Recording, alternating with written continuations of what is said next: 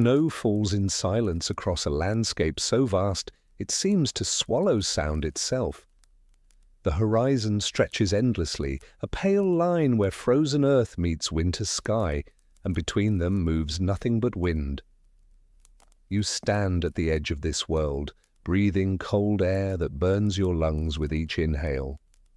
Your eyelashes collect tiny crystals of frost, and when you blink, the world blurs momentarily before clearing again into that same unending white.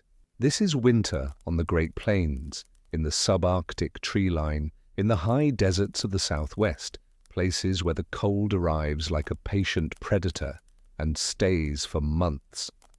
The wind here does not howl dramatically. It simply moves, constant and wearing, scraping across whatever stands above the snow line. Somewhere in the distance, a stand of cottonwoods might offer wood, but they are far, and the journey through snow would cost more warmth than the firewood would provide. Somewhere beyond sight there might be a forest, but forests do not grow where the wind never stops, where the soil freezes deep, where summer is a brief memory between long seasons of cold. The question that hangs in this frozen air is simple, ancient, and urgent. How do you survive winter when flame is a luxury you cannot afford? For the peoples who made their lives in these unforgiving places, the Blackfoot and Siksika, the Hidatsa and Mandan, the Gros Ventre and Assiniboine, the Inuit at the edge of the world, and dozens of other nations whose names carry the weight of deep time, this question was not philosophical. It was the structure around which every autumn preparation revolved, every winter day unfolded, every spring survival was celebrated. They did not conquer winter. They understood it, respected it, and found ways to exist within its constraints with an ingenuity born from necessity and perfected across generations. Tonight, we drift into their world, into the cold that shaped them, into the quiet intelligence that allowed them to endure. We will feel the weight of their winters, walk through their shelters, follow the rhythms of their days when warmth was measured not in roaring fires, but in shared body heat, careful insulation, and the slow burn of dried buffalo dung. Before we begin this passage into winter's hold on the early peoples of North America, I have a small request. If you'd be willing, press the like button and subscribe to Epic Boring History, so these quiet journeys into forgotten corners of the past can continue to find you in the late hours. Leave a comment below. Tell me where you're listening from, what hour of night or day holds you now. Some of you rest in deep darkness, others in morning light. And knowing you're there, scattered across the world yet gathered here, brings a quiet comfort. Now if you can, lower the lights around you, perhaps turn on a fan for its gentle, constant hum, a sound like wind across an open plain. Let us begin. You wake in the hour before dawn, when darkness is absolute and cold has settled into everything. The hide walls of your lodge hold back the wind, but not the cold itself, which seeps through every seam, every gap, pooling in low places like invisible water. Your breath comes out in clouds that vanish into the greater darkness above you. Beside you, others sleep. Your family, your kin, pressed close together under layers of buffalo hide, their combined warmth creating a pocket of survivable air in the frozen world. You lie still for a moment, reluctant to leave this small warmth. Outside you can hear the wind, not howling but moving steadily, and you know that sound will not stop for months. This is winter, in a place where trees do not grow, where firewood is not something you gather each day, but something you measure, hoard, and use so sparingly that some winters you barely use it at all. This is survival on the edge of what human bodies can endure, and you have been doing it your entire life. Your ancestors did it before you. Your children will do it after you, if they learn well, if they listen, if they survive. The lodge around you is not made for comfort, but for endurance. Its frame, when wood could be found, consists of perhaps a dozen poles arranged in a careful pattern, but more often the structure relies on packed earth, stones, and the genius of curved space. The walls are layered buffalo hide, thick and heavy, scraped and worked until they are as windproof as skin can be. Between the outer and inner layers, dried grass provides insulation, and around the base of the lodge, snow has been packed deliberately, forming a barrier against the wind that cuts across the prairie. Inside, the floor has been dug slightly below ground level, creating a space where cold air naturally settles, while the sleeping area rises slightly, keeping bodies in the warmer air that rises from any heat source. This is knowledge built over generations, refined through trial, and the memory of those who did not survive winters when the design was wrong. There is no roaring fire in the center of the lodge. Fire requires fuel, and fuel is precious beyond measure. Instead, there is a small pit where, on the coldest nights, buffalo dung burns slowly. The dung, dried carefully through summer and autumn, produces a low, smouldering heat and a distinctive smoke that you have known since childhood. It does not crackle like wood. It does not produce dancing flames that light up faces with warm orange light. It glows dimly, and the heat it gives off is modest, but it is steady, and steadiness is what matters when winter stretches on without end. Most nights there is no fire at all, just the shared warmth of bodies and the insulation carefully maintained.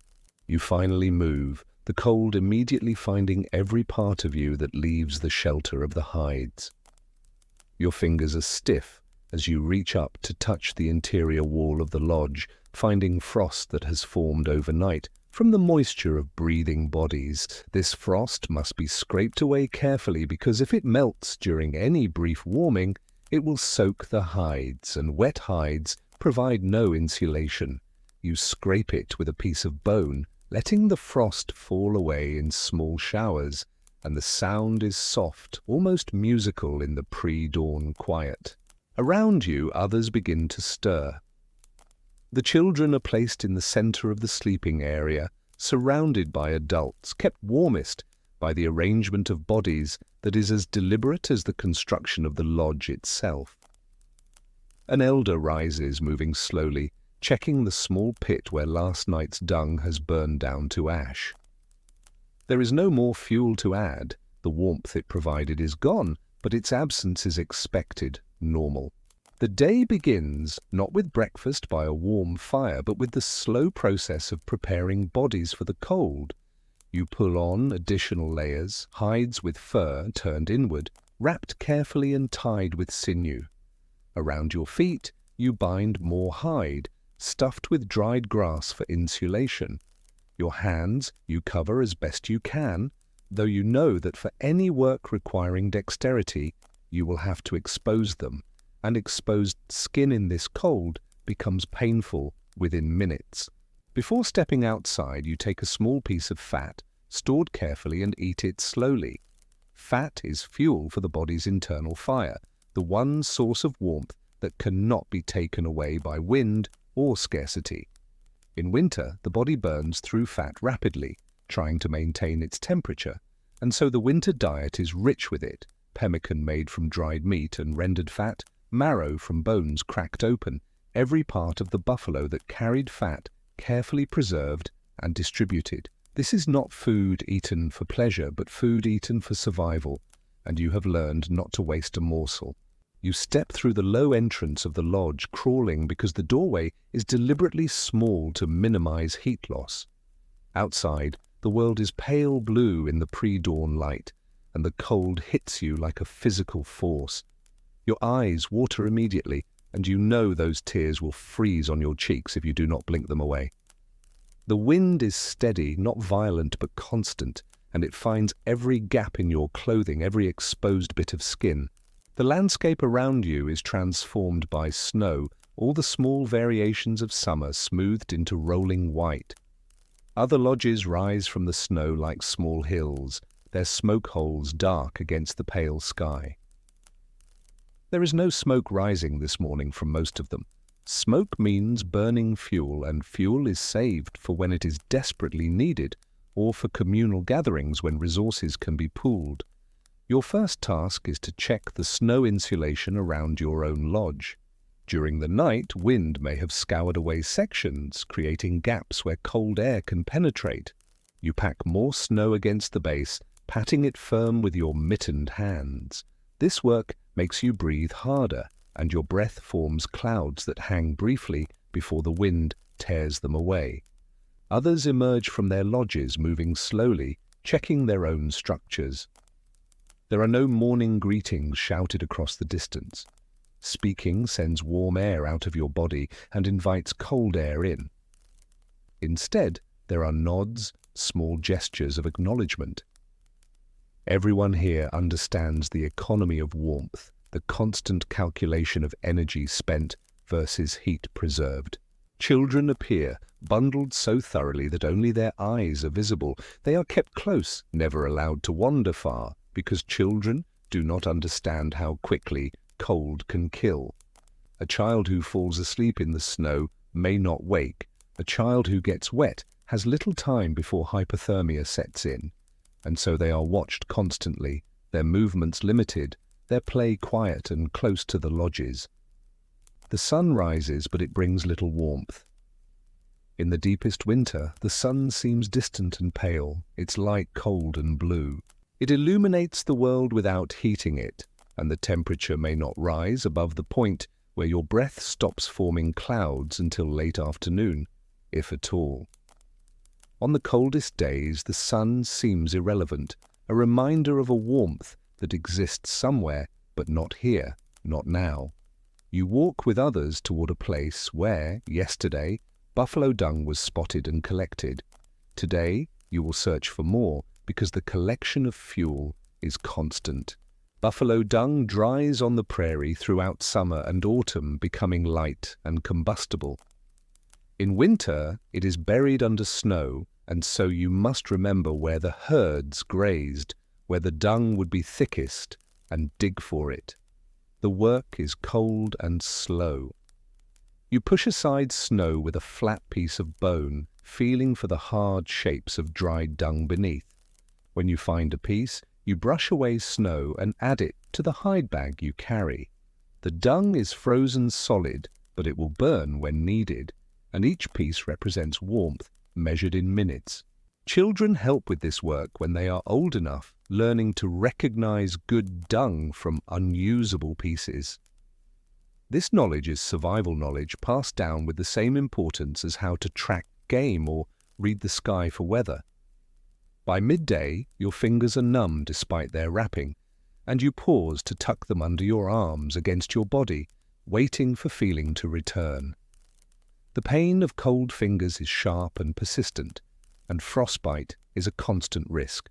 You have seen elders with blackened fingertips, toes lost to freezing, the price paid for winters when they were not careful enough or simply unlucky. You are careful, but you also know that carefulness does not guarantee safety. When the feeling returns to your fingers, it comes with a painful tingling, and you flex them slowly before returning to your work. The pile of dung grows slowly, and when your bag is full, you return to the lodge, adding your collection to the communal store. Inside, the lodge is barely warmer than outside, but without wind, it feels like a sanctuary. You remove your outer layers carefully, shaking off any snow before it can melt. Wet clothing is dangerous, stealing body heat through evaporation, and so everything must be kept dry. The removed layers are hung carefully from the lodge poles, arranged so that any moisture from your body can evaporate into the cold air rather than soaking into the hide. A small meal is prepared, though prepare is perhaps too strong a word. Pemmican is distributed hard and dense, and you soften it in your mouth before chewing. There is no warm broth today.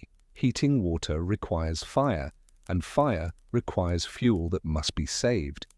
You eat the pemmican slowly, letting your body extract every bit of energy from it, and when you swallow, you can almost feel your internal warmth increase slightly.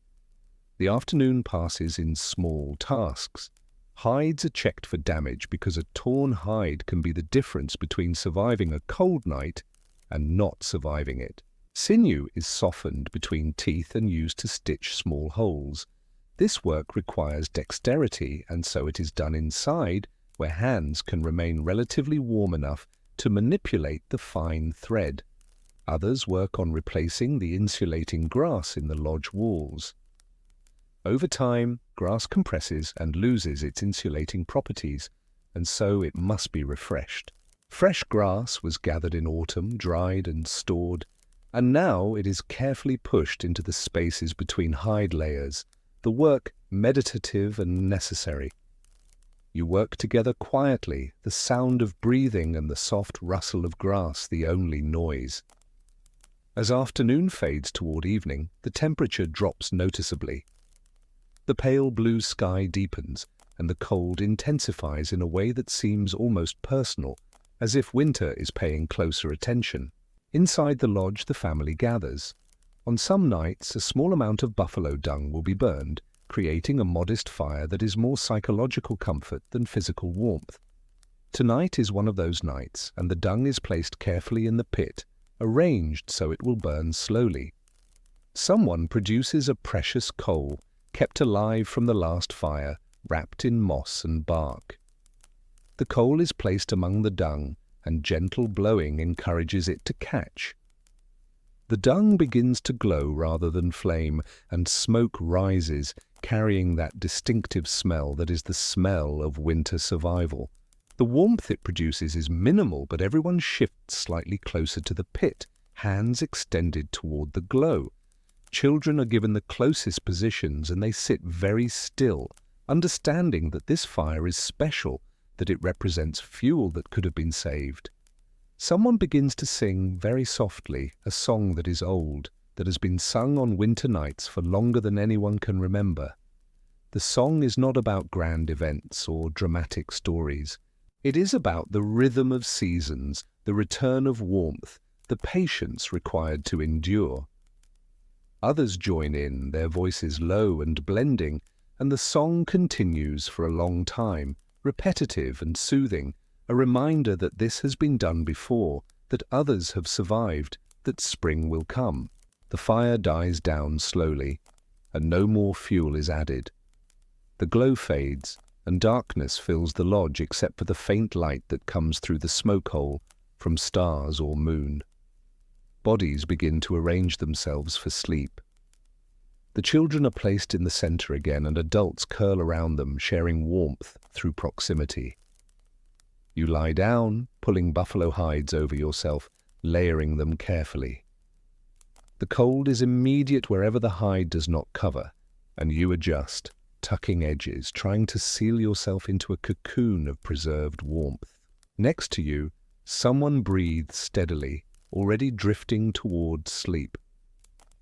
On your other side, a child shifts slightly, and you adjust to ensure they remain covered.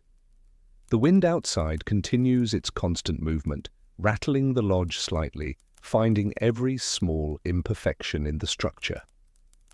You have learned to sleep through this sound.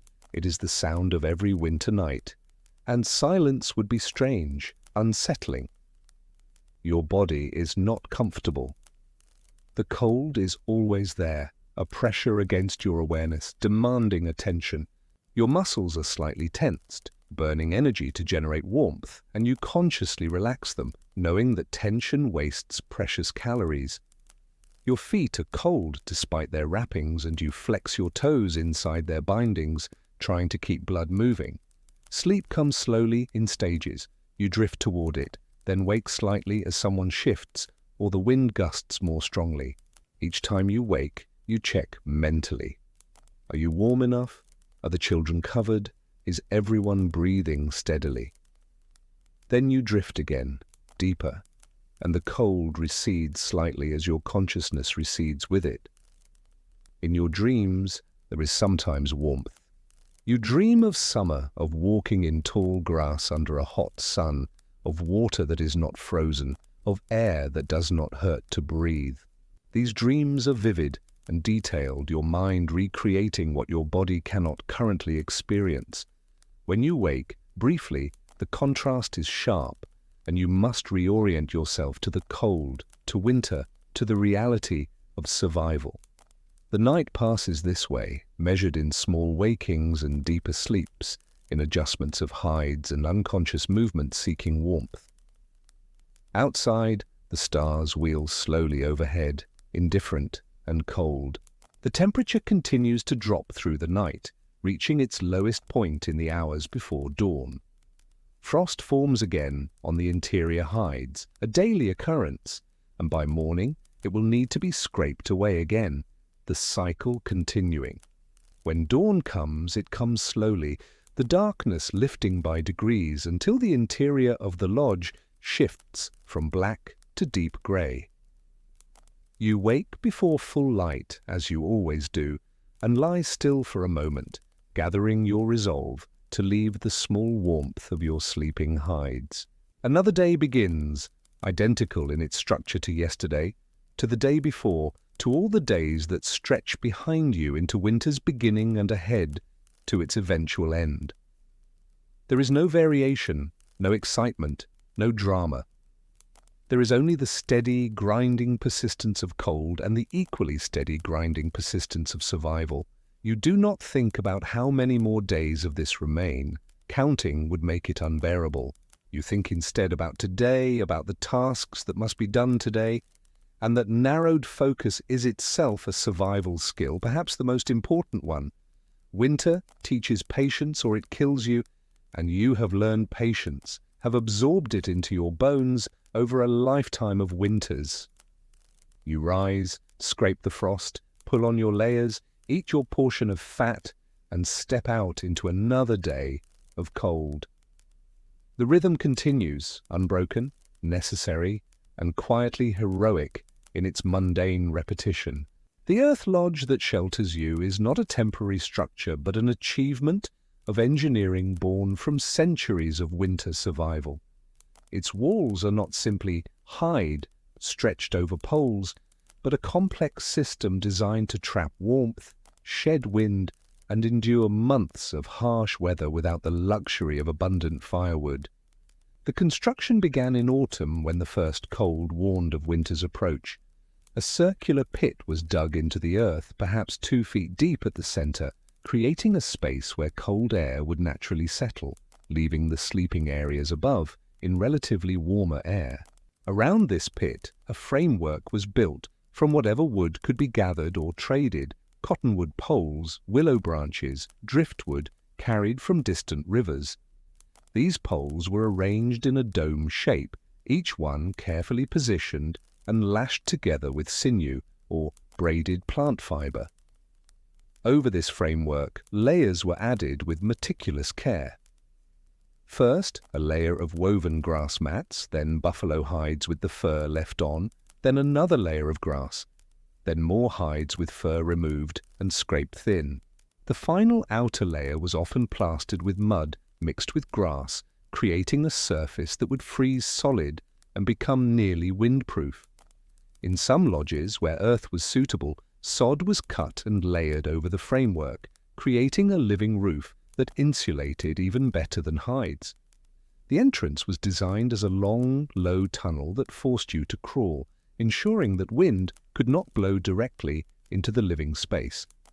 Some lodges had 2 such entrances, positioned to account for prevailing wind directions, so one could be sealed entirely while the other remained usable.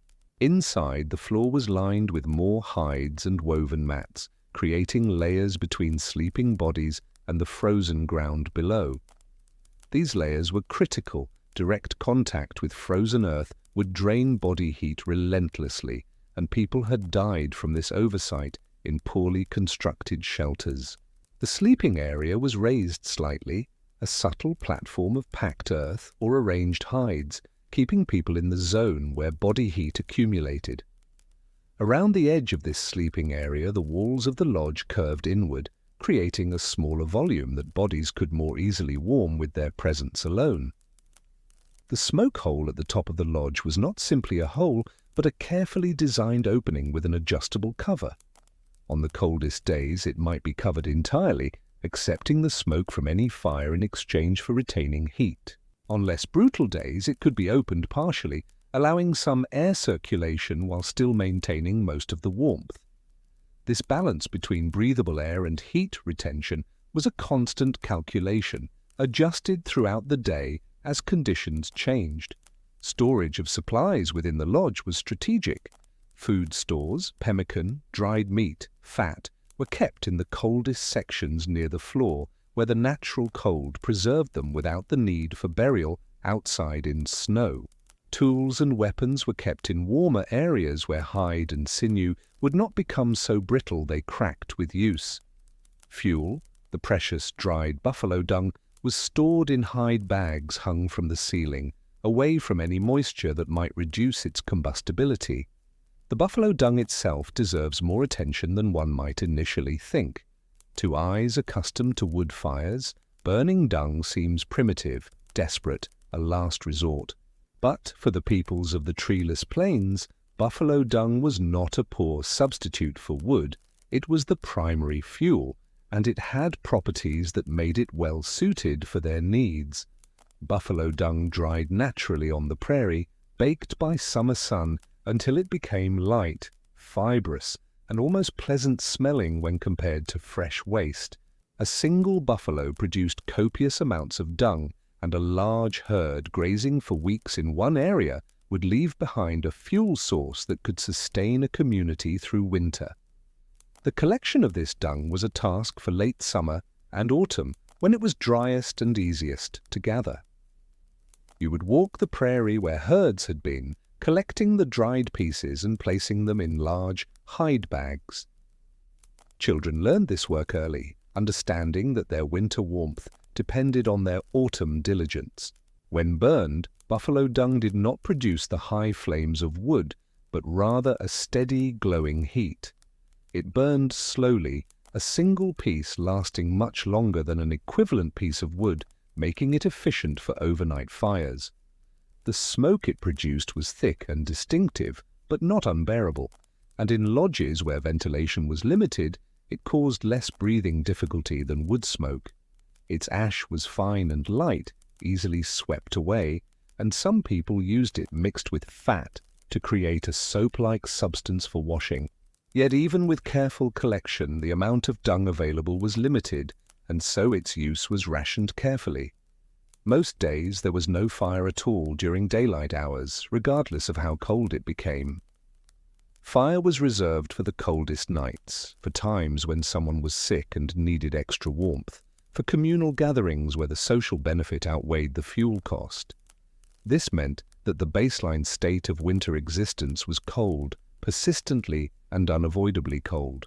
Your hands were always cold when working, and you learned to do tasks with fingers that were stiff and slow. Your feet were cold, and you learned to walk carefully because numb feet could not feel injuries until it was too late. Your face was cold, and you learned to keep as much covered as possible, breathing through a layer of hide that pre-warmed the air before it reached your lungs. The cold was not an emergency but a constant condition, and you functioned within it the way summer people functioned in heat. Clothing for this cold was an art form developed over generations. The basic principle was layering, with furs and hides arranged so that air was trapped between layers, creating insulation. The innermost layer was hide, with fur turned inward, soft and warm against skin. Over this, another layer with fur turned outward, creating a barrier against wind. Gaps between garments at neck, wrists, and ankles were sealed with additional strips of fur or tightly bound with sinew. Nothing was loose. Loose clothing allowed air circulation, which meant heat loss. Footwear was particularly critical. Moccasins were made from buffalo hide, sewn with sinew in a pattern that created as few seams as possible, since seams were weak points where cold could penetrate. Inside the moccasins, dried grass or rabbit fur was stuffed, providing insulation between foot and frozen ground. In extreme cold, a second outer moccasin was added, and people walked carefully to avoid sweating, since sweat meant moisture, and moisture meant frostbite. Mittens were preferred over gloves because keeping fingers together conserved warmth better than separating them. These mittens were large and clumsy, making fine work impossible, and so for tasks requiring dexterity, you worked bare-handed for as long as you could tolerate the pain, then thrust your hands back into mittens to recover. The cycle of exposing hands, working quickly, covering them again, and waiting for feeling to return was repeated countless times each day. You learned to work in short bursts, accomplishing what you could before your fingers became too stiff, then pausing to warm them. This meant that tasks which would take minutes in warmer weather could take hours in winter, broken into small segments of activity interspersed with longer periods of warming. Time itself moved differently in winter, stretched out by the need to accommodate cold. Food in winter was not about taste or variety, but about calories, and specifically about fat. The human body in extreme cold burns energy at a tremendous rate, trying to maintain its core temperature. Without sufficient caloric intake, the body begins to consume itself, burning muscle and eventually organ tissue to generate warmth. This is not a metaphor. People who did not eat enough fat in winter became noticeably thinner, weaker, and eventually died even if they had some food remaining. Pemmican was the foundational winter food created in autumn when buffalo were fat from summer grazing.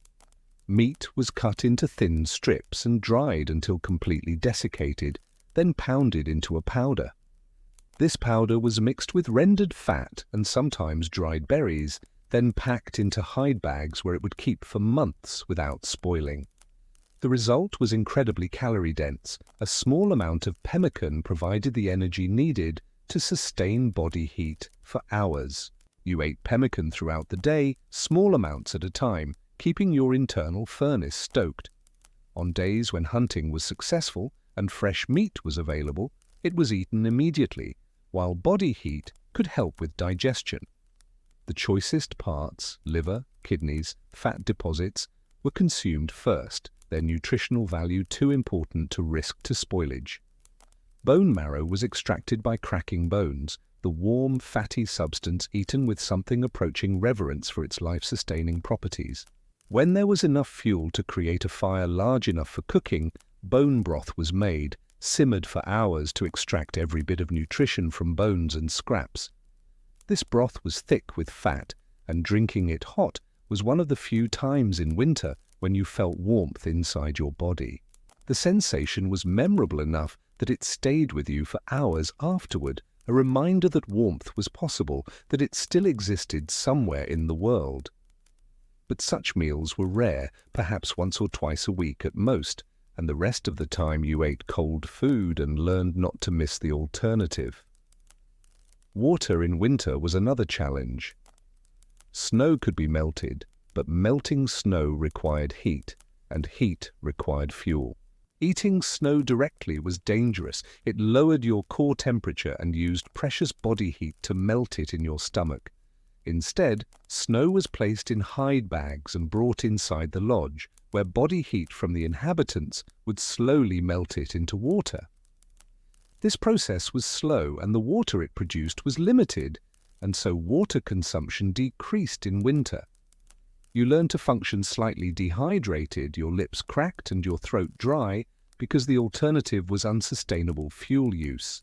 On days when fire was available, snow was melted in large quantities, and everyone drank as much as they could, knowing it might be days before the next opportunity. Some people kept a piece of ice in their mouth, letting it melt slowly, providing tiny amounts of moisture throughout the day. This helped, but it also meant your mouth was always cold, another small discomfort added to the larger tapestry of winter hardship. Hygiene in winter was minimal. Washing required warm water, and warm water required fire, and fire was too precious to use for cleanliness. Instead, people scraped their skin with smooth stones, removing dirt and dead skin without water. Hair was combed with wooden or bone combs to remove debris and lice, which became a problem in winter when people lived in close quarters and could not bathe. Lice bites added to the general discomfort a constant itching that was addressed by crushing the insects between fingernails and applying animal fat to the bites to soothe them. The lodge itself developed smells, human bodies, smoke, stored food, hides, that blended into a distinctive winter odor that you stopped noticing after a while. To you, this smell was neutral, simply the smell of winter life. Outsiders who entered the lodge for the first time often reacted to it, but you saw no point in using precious resources to address something that harmed nothing and that everyone experienced equally. Sleeping arrangements were communal by necessity. A single person sleeping alone would lose body heat rapidly. A group sleeping together created a warm microclimate that benefited everyone. Children were always placed in the center, where they received warmth from all sides. Adults arranged themselves strategically, with the largest and warmest people on the outside, creating a living insulation for those in the center. There was no privacy in winter, no personal space. Bodies pressed together without embarrassment or discomfort, because this closeness was survival. You learned to sleep with someone's knee in your back, someone's head near your feet, breathing the warm air that others exhaled. The sound of sleeping people, breathing, snoring, shifting, became the normal soundscape of night, and when you woke in darkness, these sounds were reassuring, evidence that everyone was still alive, still warm enough, still present. In the deepest part of winter, when cold was most intense and daylight most brief, people slept more. Sleep required no fuel, no food, and passed the time until conditions improved. There were days when, after completing only the most essential tasks, everyone returned to the lodge and simply rested, conserving energy, keeping warm through inactivity. These days were long and monotonous, broken only by meals and the occasional need to venture outside to relieve yourself, an ordeal in itself when wind howled and snow fell. The psychological weight of winter was as real as the physical cold. Days without sunshine, weeks without relief from cold, months without the freedom to move about easily. These took a toll on spirits. People became quieter, more withdrawn, focusing inward because the outer world offered nothing but discomfort. Children's laughter was rare. Play was limited to quiet games inside the lodge, and even children seemed to understand that winter demanded a kind of reverence, a respectful silence. Adults developed a patience that might seem like apathy to outsiders, but was really a deep acceptance of things that could not be changed. Winter would last as long as it lasted. Being angry about it or wishing it away consumed energy better spent on enduring it. And so you endured day after day with a quiet fortitude that was not dramatic or heroic, but simply persistent. The work of winter was repetitive, checking insulation, collecting fuel, preparing food, maintaining clothing, and above all else, staying warm enough to survive until the next day. There were no grand narratives, no exciting events to break the monotony. There was only the slow turning of days, the gradual consumption of stored resources, and the faith that you had prepared well enough in autumn to make it through to spring. Some winters you had prepared well and everyone survived. Some winters, despite best efforts, someone did not. An elder whose body could no longer generate enough heat, a child who wandered too far and was caught in a sudden storm, a hunter who broke through ice and froze before reaching shelter. These deaths were mourned quietly, the grief subdued by necessity, because excessive emotion required energy that winter did not allow you to spare. The dead were remembered, their names spoken on warmer days, but in the moment of loss there was only the practical work of survival for those who remained. You learned not to think too much about those who had died in previous winters. Memory was kept alive in stories told on rare communal gatherings, but daily life pushed you forward, away from the past, focused entirely on the present moment and its immediate demands. The lodge was your world in winter, and its boundaries were rarely crossed without good reason. Outside meant exposure, risk, and the expenditure of energy warming back up afterward. And so you stayed inside whenever possible, occupying a space that was dark, cold by modern standards, crowded and utterly essential. It was not a home in the sense of a place you loved, but a tool in the sense of a thing that kept you alive, and you treated it with the respect that tool deserved. Every small maintenance task, replacing insulation, patching holes, adjusting the smoke hole cover, was performed with care, because a well-maintained lodge meant survival, and a neglected one meant death. This was not abstract knowledge, but concrete reality, proven year after year by the outcomes you witnessed. As winter deepened and the solstice passed, you knew the days would begin to lengthen again, though the cold would persist for months yet. This knowledge was itself a form of warmth, a psychological comfort that helped you endure. Spring would come, it always had, and until it did, you would perform the small tasks of survival, eat your portions of pemmican, sleep pressed against your kin, and measure your success not in comfort or happiness, but in the simple fact of continued breathing. This was winter on the plains when firewood was scarce, and you were someone who had learned to survive it through patience, preparation, and the quiet, unglamorous heroism of persistent endurance.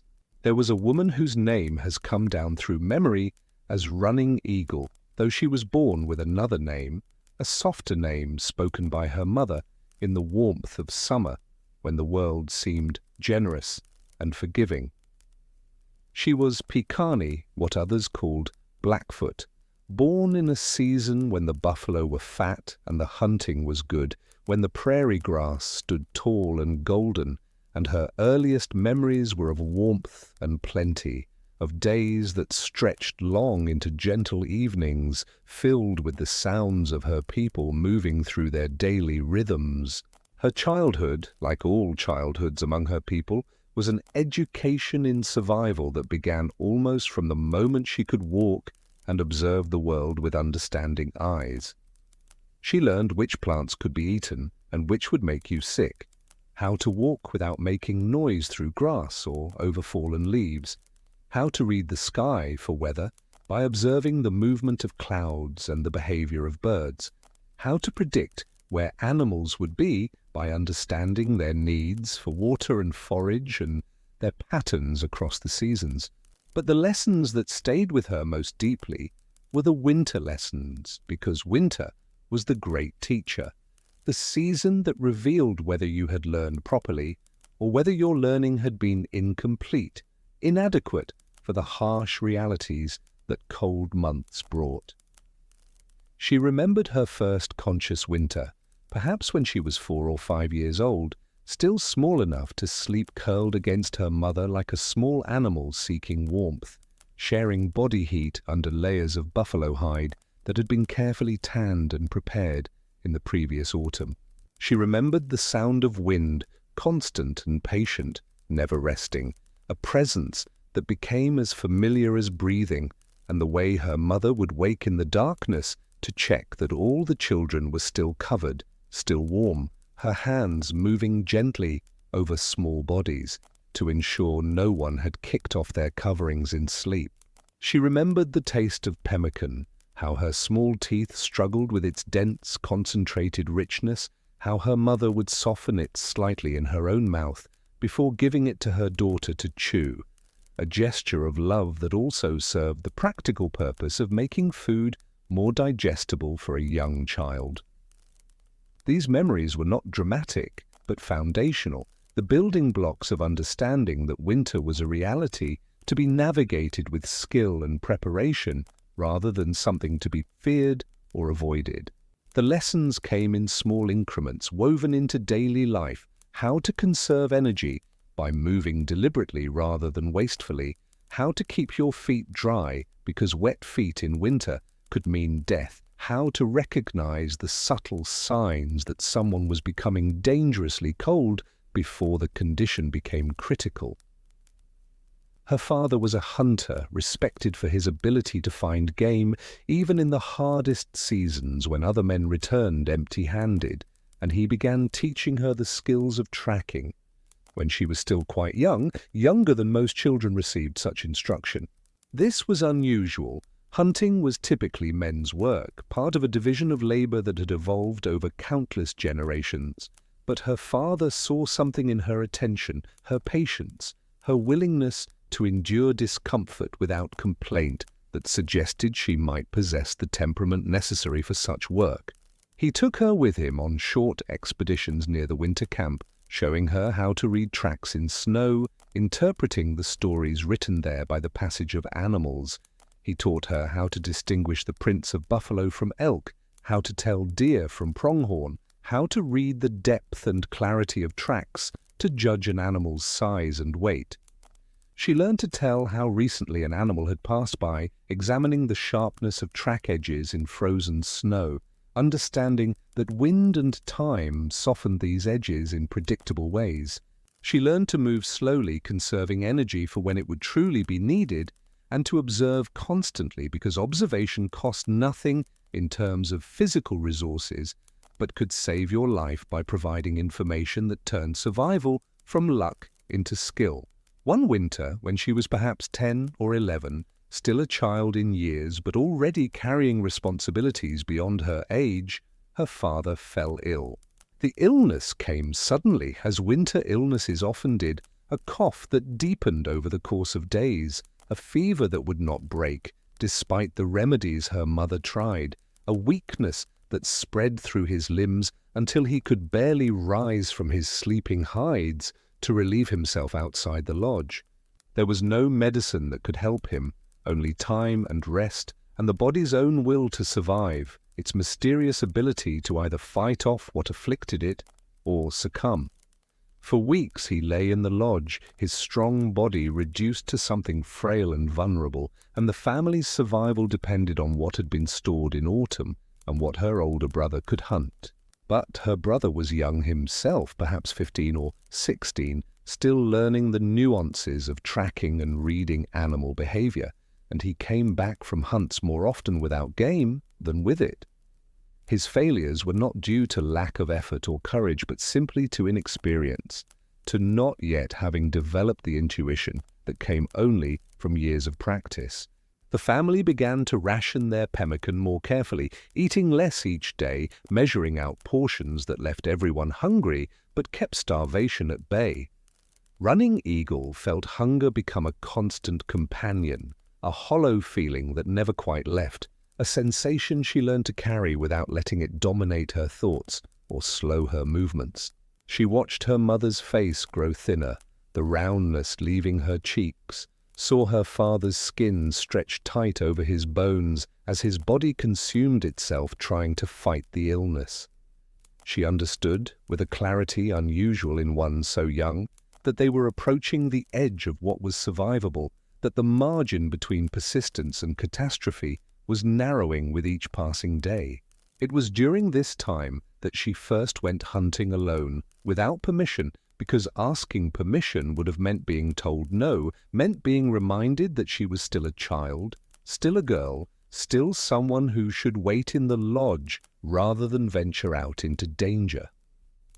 She took her father's weapons, a lance taller than she was, a bow with precious few arrows that represented months of careful work, and left the lodge before dawn, walking out into cold that felt particularly sharp, without the buffer of her father's presence and knowledge. She was terrified and exhilarated in equal measure, her heart beating hard in her chest as she moved away from the circle of lodges. She moved through the snow-covered landscape with every sense alert, hearing the crunch of her footsteps, feeling the cold air burn her lungs, seeing the world rendered in sharp contrasts of white and shadow under a sky that was just beginning to lighten in the east. She found the tracks of a small group of pronghorn, saw where they had poured through snow to reach dried grass beneath, their hoof prints clear and recent. She followed these tracks for hours, moving as her father had taught her, reading the story they told, how many animals, how fast they were moving, whether they were alert or relaxed. The cold was intense, penetrating through her layers of clothing, and several times she had to stop and force her stiff fingers to flex, willing feeling back into them.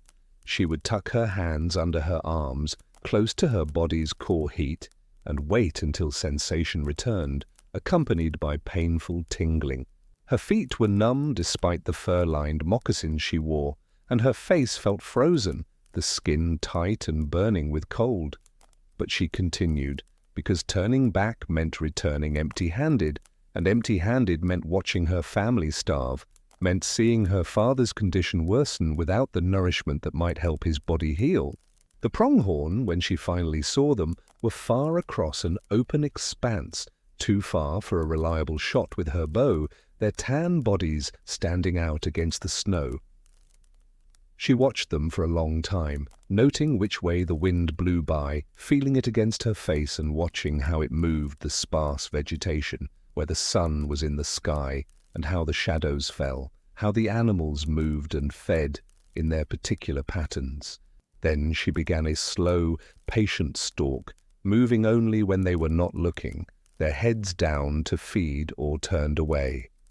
She froze motionless when any head lifted, becoming part of the landscape, a technique that required extraordinary patience and body control.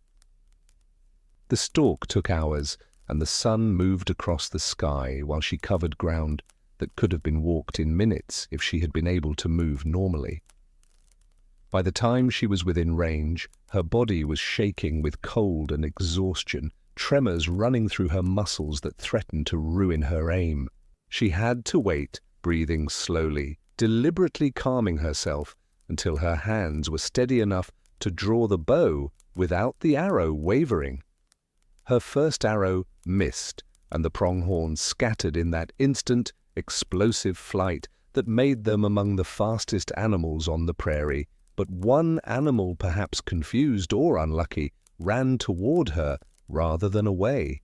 Her second arrow, fired more from instinct than conscious aim, took it in the chest, and the animal stumbled and fell, its legs folding beneath it. She approached it carefully, seeing its breath still clouding the air, its eyes wide and frightened, life still present but fading. She had been taught the prayer to say, the gratitude to offer to the animal's spirit, and she spoke it aloud, her voice cracking in the cold air. She thanked the animal for its life, for the continuation of her family's survival, acknowledging the sacrifice being made and the sacred exchange between hunter and hunted. She killed it cleanly, cutting its throat with a blade her father had made, the edge still sharp despite years of use. She felt the warmth of its blood on her frozen hands as it poured out and steamed in the cold, that vital warmth that represented life being transferred from one form to another. The animal was not large, perhaps a young doe, but it was more than she could carry in one journey, and so she began the work of field dressing it. Her hands were clumsy and slow, the cold making her fingers thick and unresponsive. But she had watched this process countless times, and her hands remembered the movements, even when her mind felt sluggish. She took the choicest parts, the liver, still warm and steaming when she cut it free, the heart, the back strap with its dense, nutritious meat, and bundled them in the animal's own hide. Then she began the long walk back to camp, leaving the rest of the carcass to be retrieved later, marking the location carefully in her mind by noting landmarks and the position of the sun.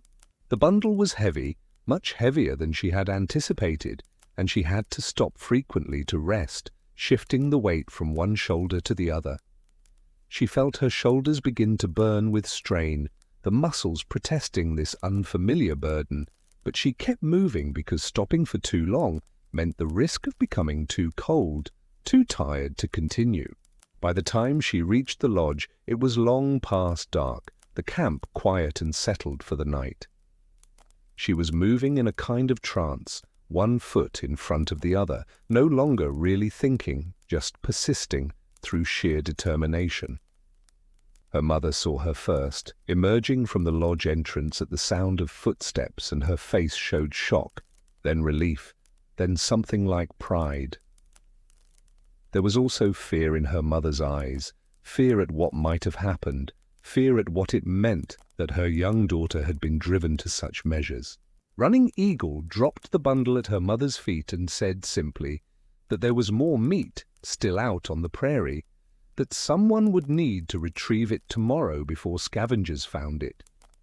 Then she crawled into the lodge and collapsed into sleep without even removing her frozen clothing, her body shutting down the moment it felt safe to do so. The meat she had brought sustained the family through the remainder of that winter, supplemented by what her brother managed to hunt and what the men retrieved from her kill site. Her father, slowly, began to recover, his body finding strength in the nourishment the meat provided, his cough gradually loosening, and then finally fading. But something had shifted in how people saw her, and more importantly, in how she saw herself. She had proven she could endure extreme discomfort, could persist through fear and exhaustion, could bring home meat when it was desperately needed. These were not small things, they were the fundamental requirements of survival in a world that offered no guarantees and little mercy.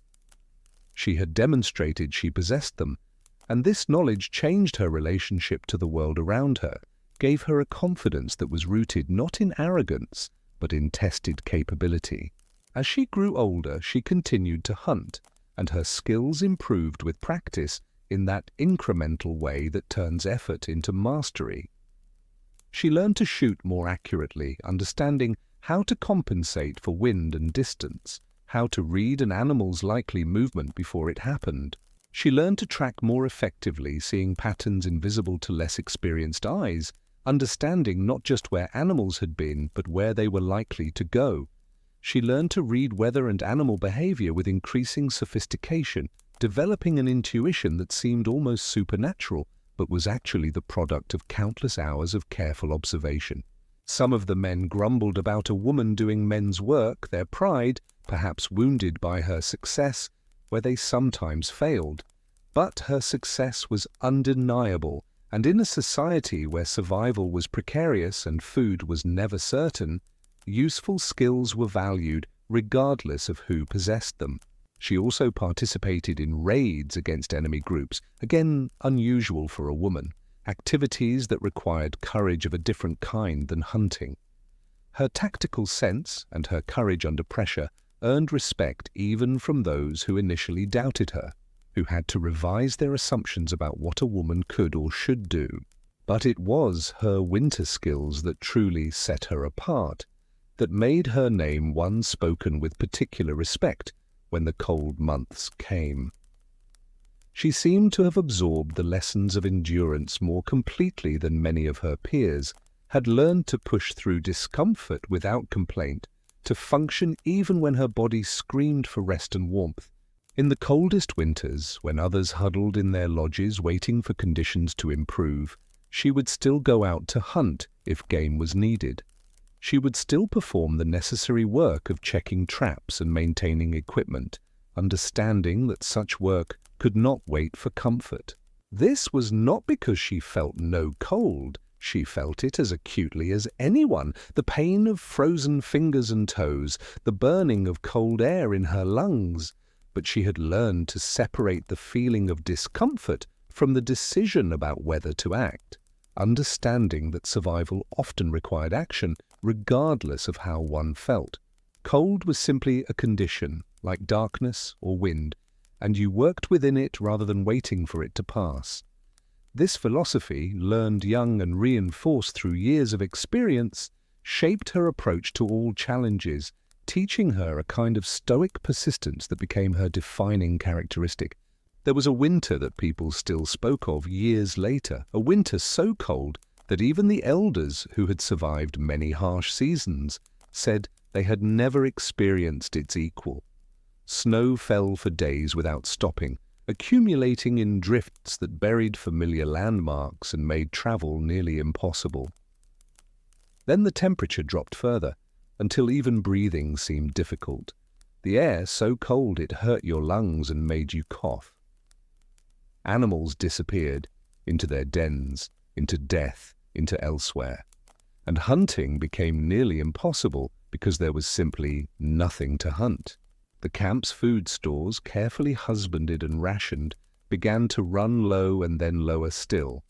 People ate smaller portions and spoke less to conserve energy, their movements becoming slower and more deliberate as their bodies adapted to reduced calories and extreme cold. Running Eagle, by this time a mature woman in her 30s, had her own lodge and family, children who looked to her for sustenance and reassurance. She watched the food supplies diminish and made a decision that others thought bordered on suicidal, a gamble that seemed to risk everything for uncertain gain. She would travel to a place she remembered from autumn, a sheltered valley where buffalo sometimes wintered, protected from wind by the surrounding hills. She had seen them there before, years earlier, and she held on to the hope that they might be there again, that the same features that made the valley attractive to buffalo in one winter might draw them there in another. The valley was perhaps 3 days' travel in good conditions, but in winter, through deep snow and bitter cold, it might take longer. The journey itself was dangerous, with the risk of becoming lost in blowing snow, or succumbing to cold, or simply running out of energy before reaching either destination or safety. People tried to dissuade her.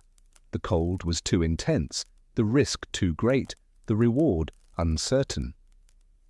Her husband, a quiet man who had learned not to argue with her decisions, nevertheless expressed his concern, and her children clung to her in fear that she might not return.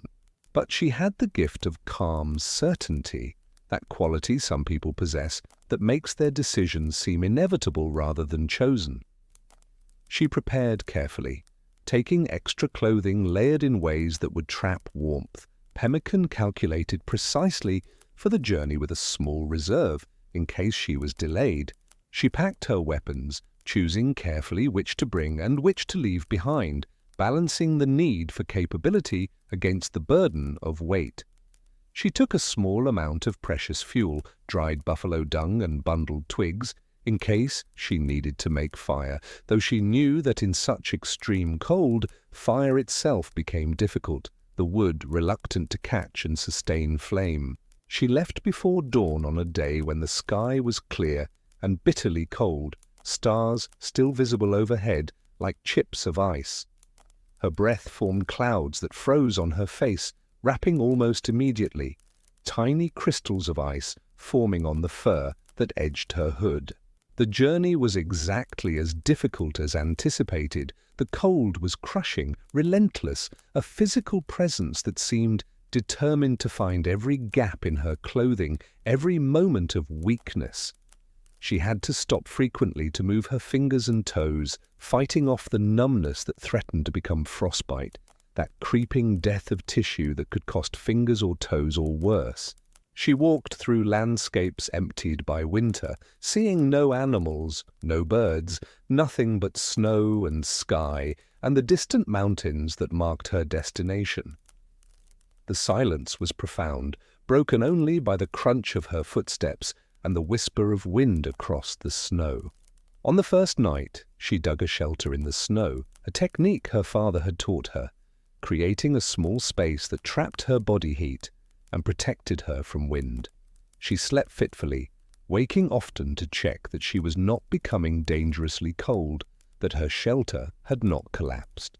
The second day was harder than the first because her body was already depleted, already drawing on reserves that were limited.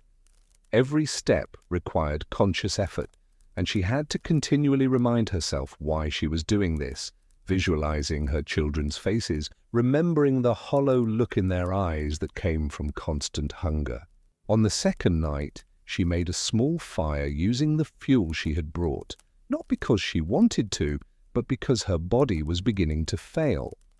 Her thoughts were slowing, becoming confused, and her movements were becoming uncoordinated, signs of dangerous cold that she recognized from stories and from having seen others in such conditions. The The fire was tiny, barely larger than her 2 hands, and she fed it carefully with the dried dung and twigs she had carried. She let its warmth restore her just enough that she could continue the next day, sitting hunched over the small flames, feeling life return to her cold, numbed body in painful increments. The 3rd day brought her to the valley, and her gamble paid off. There were buffalo there, a small herd, perhaps 20 or 30 animals. They were sheltering, as she had guessed they would, taking advantage of the terrain that broke the wind and made survival marginally more possible. She watched them for hours, hidden and downwind, selecting her target carefully. She chose not the largest animal, but one that seemed slightly separated from the herd, one whose fall might not immediately stampede the others, and whose size was sufficient, but not so large that processing it would be impossibly difficult. She planned her approach, considering the wind, the terrain, the likely reactions of the herd. When she finally acted, her arrow flew true, guided by years of practice and a kind of muscle memory that transcended conscious thought. The buffalo fell, and she gave thanks, her prayer more fervent than usual because so much depended on this kill.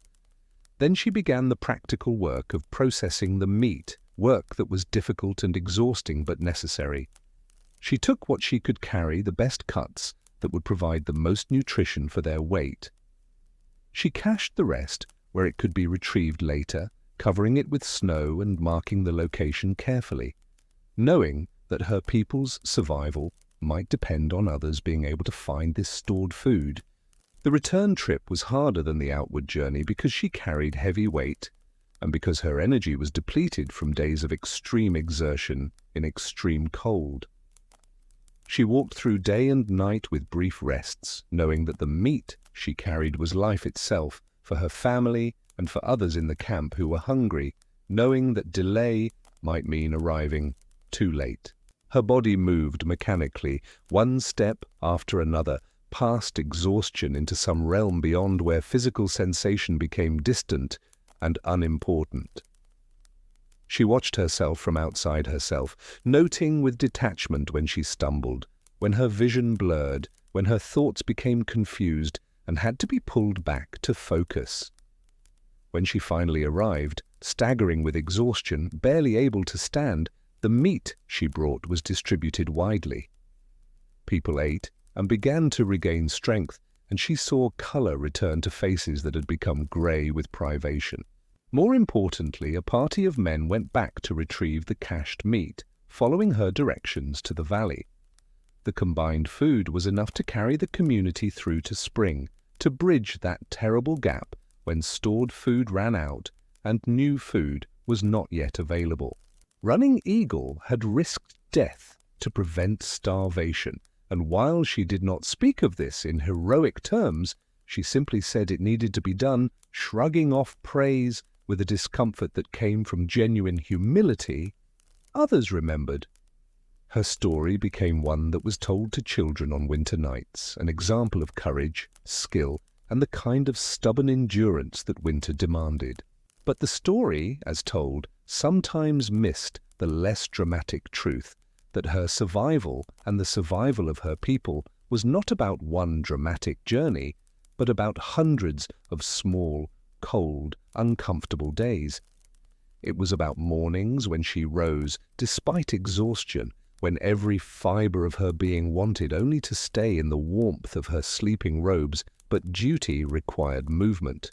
It was about sharing her small portions with children when her own stomach was hollow with hunger.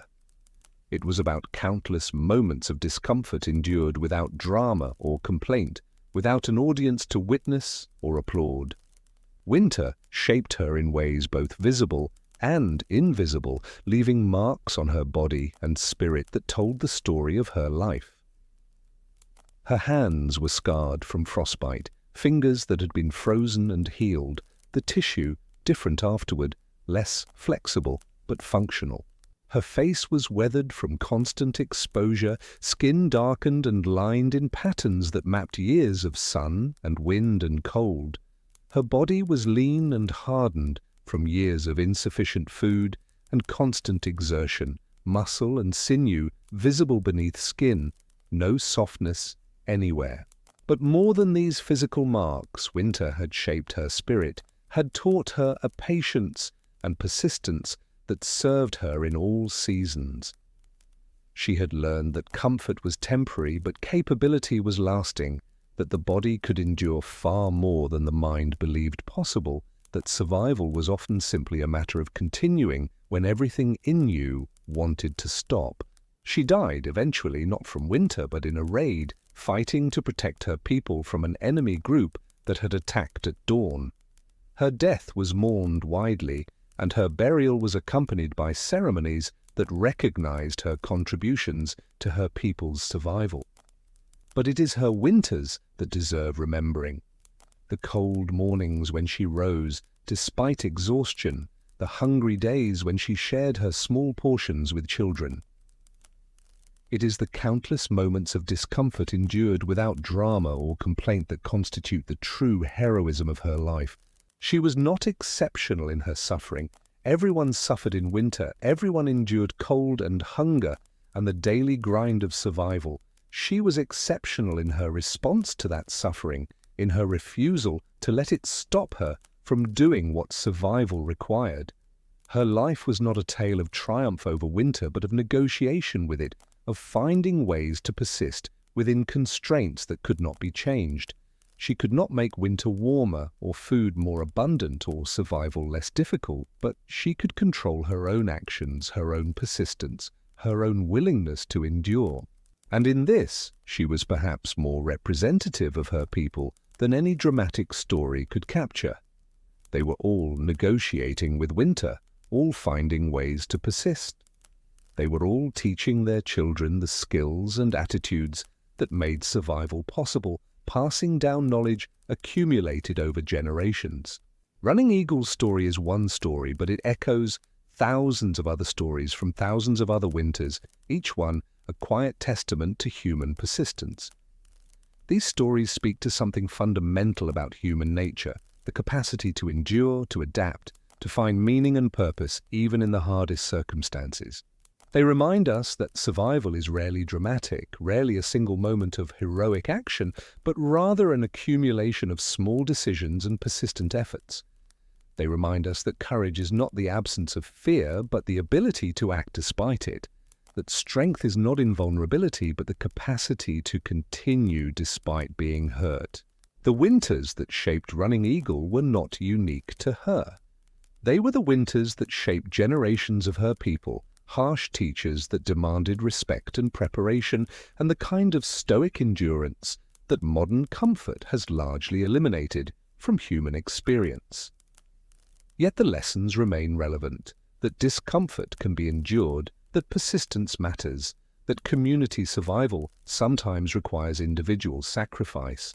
Her story, passed down through oral tradition and eventually written down by those who understood its significance, serves as a bridge between a world where survival was never certain and a world where comfort is often taken for granted. It reminds us of the costs that survival once demanded and perhaps still demands in ways we fail to recognize. The prairie winters that Running Eagle navigated still exist, still impose their harsh conditions on the landscape, but the people who live there now do so with advantages she could not have imagined. Yet something essential about the human spirit remains constant, the capacity to face difficulty, to endure hardship, to find strength in community and purpose in survival. Running Eagle lived her life in a world that offered no guarantees, no safety nets, no certainty of survival from one season to the next. She faced this uncertainty not with denial or despair, but with practical capability and quiet determination, qualities that sustain not just her own life, but the lives of those who depended on her. Her legacy is not in monuments or written records, but in the survival of her people, in the children who grew to adulthood because she hunted when hunting seemed impossible, in the community that persisted through harsh winters because she refused to accept starvation as inevitable. This is perhaps the most fitting tribute to her life, that it was lived in service to survival, to the continuation of her people, to the practical and unglamorous work of ensuring that life went on despite the hardships that sought to end it. The story of Running Eagle, then, is not exceptional in the sense of being unique, but exceptional in being preserved, being remembered, being told when so many similar stories were lost to time. She represents countless women and men who faced similar challenges with similar determination, whose names we do not know, but whose collective persistence enabled human survival in one of Earth's harshest environments. Winter tested them all, taught them all, shaped them all into people who understood that survival was a daily choice requiring constant effort. Running Eagle chose survival, chose persistence, chose to act when action was needed regardless of cost or comfort. And in doing so, she embodied the essential qualities that enabled her people not just to survive, but to maintain their culture, their stories, their identity across generations. Her life speaks across time to anyone who faces difficulty, who must persist despite discomfort, who must find strength when strength seems impossible. It reminds us that heroism is often quiet, often unglamorous, often a matter of simply continuing when everything suggests you should stop, and that such persistence multiplied across countless individuals is what enables not just personal survival, but the survival of communities, of cultures, of ways of life. This is the testament of Running Eagle, preserved in story and passed forward through time, a reminder of what humans can endure and what survival sometimes requires.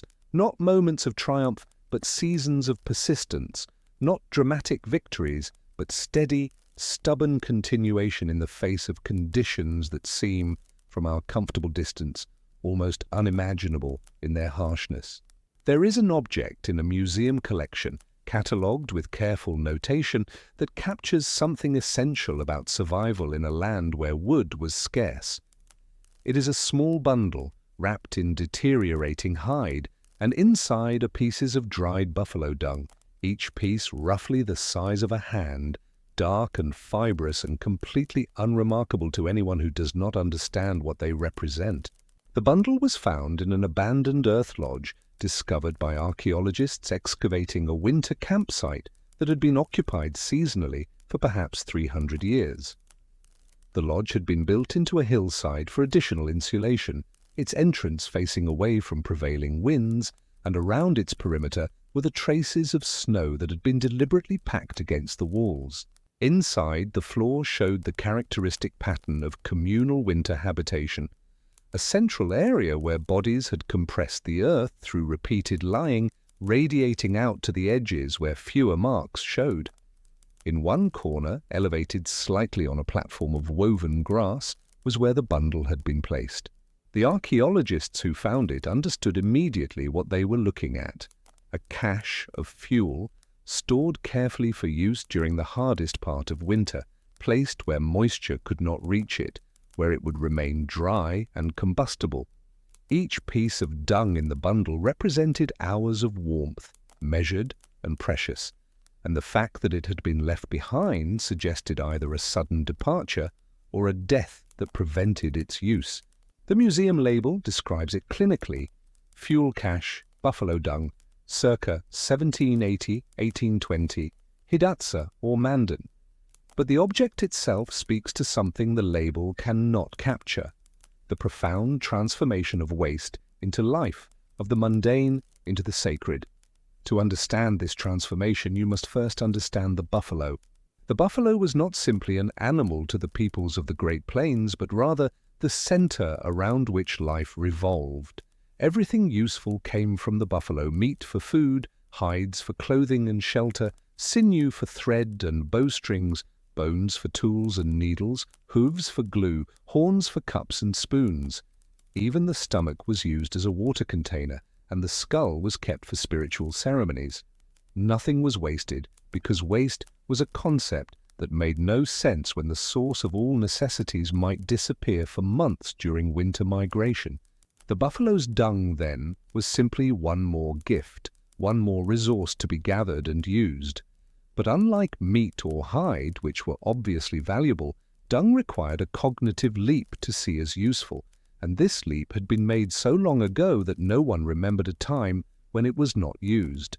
Children, gathering dried dung in late summer, were participating in a practice that stretched back countless generations, and they did so without questioning, because this was simply what one did to prepare for winter. The dung was collected when it was driest, after summer sun had baked it until it was light and crumbly. Fresh dung was useless for burning, too moist, too heavy, producing smoke but little heat. But dung that had dried for weeks or months became transformed. Its moisture evaporated, its structure changed into something that would catch fire easily and burn with a steady, glowing heat. The best pieces were collected selectively. You learned to recognize good fuel by its appearance, its weight, its smell. Dung that had been rained on repeatedly was inferior, starting to decompose, its fuel potential diminished. Dung that had dried undisturbed in a location with good air circulation was premium fuel, and these pieces were gathered first, saved for the coldest nights. Once collected, the dung was stored carefully, kept dry, and distributed according to need and social position within the community. Elders, whose bodies struggled more with cold, might receive slightly larger shares. Families with infants, who required warmer environments, were given priority. Hunters, whose work outside the lodge demanded more energy, received their portion. The distribution was managed communally, not by strict equality, but by a more complex calculation of need, contribution, and relationship. This social dimension of fuel distribution reveals much about how these communities functioned under extreme stress. In conditions where resources were scarce and survival precarious, hoarding was not tolerated and generosity was not optional. It was the foundation of collective survival. You shared fuel with your relatives, with your neighbors, with those who had shared with you in previous seasons when your own stores ran low. This web of reciprocal obligation ensured that temporary shortfalls did not become death sentences, that the burden of winter was distributed across the entire community rather than falling most heavily on the unlucky or unprepared. When the dung was burned, it was done with ceremony and attention. The pieces were arranged carefully in the fire pit, layered to ensure good air circulation, positioned so they would ignite properly from a coal or ember. The lighting of fire was not a casual act, but a deliberate one, often accompanied by quiet prayers or words of thanks. Some people believed that fire had a spirit, that it needed to be welcomed and respected, and so they spoke to it gently, inviting it to bring warmth, asking it to burn slowly and steadily. Whether this made any practical difference is impossible to say, but it certainly made a psychological difference, transforming the act of lighting fire from a mere mechanical task into a ritual that connected the present moment to all the previous winters, when fires had been lit and people had survived. The fire itself, once burning, became the center of the lodge. People arranged themselves around it, not crowding too close. The heat it generated was modest, and crowding accomplished nothing, but near enough to benefit from its radiation. Children were placed closest, their smaller bodies more vulnerable to cold, more in need of external warmth. Adults sat beyond them, and together they formed a living circle around the small glow, their bodies absorbing and then re-radiating the heat, creating a microclimate slightly warmer than the surrounding air. In this arrangement, the fire's warmth was amplified by the human presence around it, each person both recipient and source of heat. The smoke from burning dung was distinctive, thick and pungent, but not unbearable, and it rose toward the smoke hole in the lodge's ceiling. On the coldest nights, the smoke hole might be partially covered to retain more heat, accepting smokier air in exchange for warmer air, a calculation that everyone understood. You learn to breathe shallowly in smoky conditions, learn to position yourself where air circulation was best, learn to distinguish between uncomfortable smoke and dangerous smoke that needed to be vented immediately. The ash that remained after the dung burned out was fine and light, almost powdery, and it was collected carefully. This ash had uses mixed with water and fat. It became a soap for washing hands and tools. Mixed with plant fibers, it could be used as an insulating material. Scattered on ice, it provided traction for walking. Nothing, even the residue of fire, was discarded thoughtlessly. Archaeologists studying winter campsites have found layers of this ash in the floors of lodges, thin strata that mark each winter's occupation, each fire that was lit and burned out. These layers can be dated using various methods, providing a timeline of habitation that stretches back centuries. In some sites, the ash layers are interspersed with layers of soil and debris, suggesting that lodges were cleaned periodically, that ash was removed and replaced with fresh earth. In other sites, the ash simply accumulated, layer upon layer, creating a record of winters that is both mundane and profound.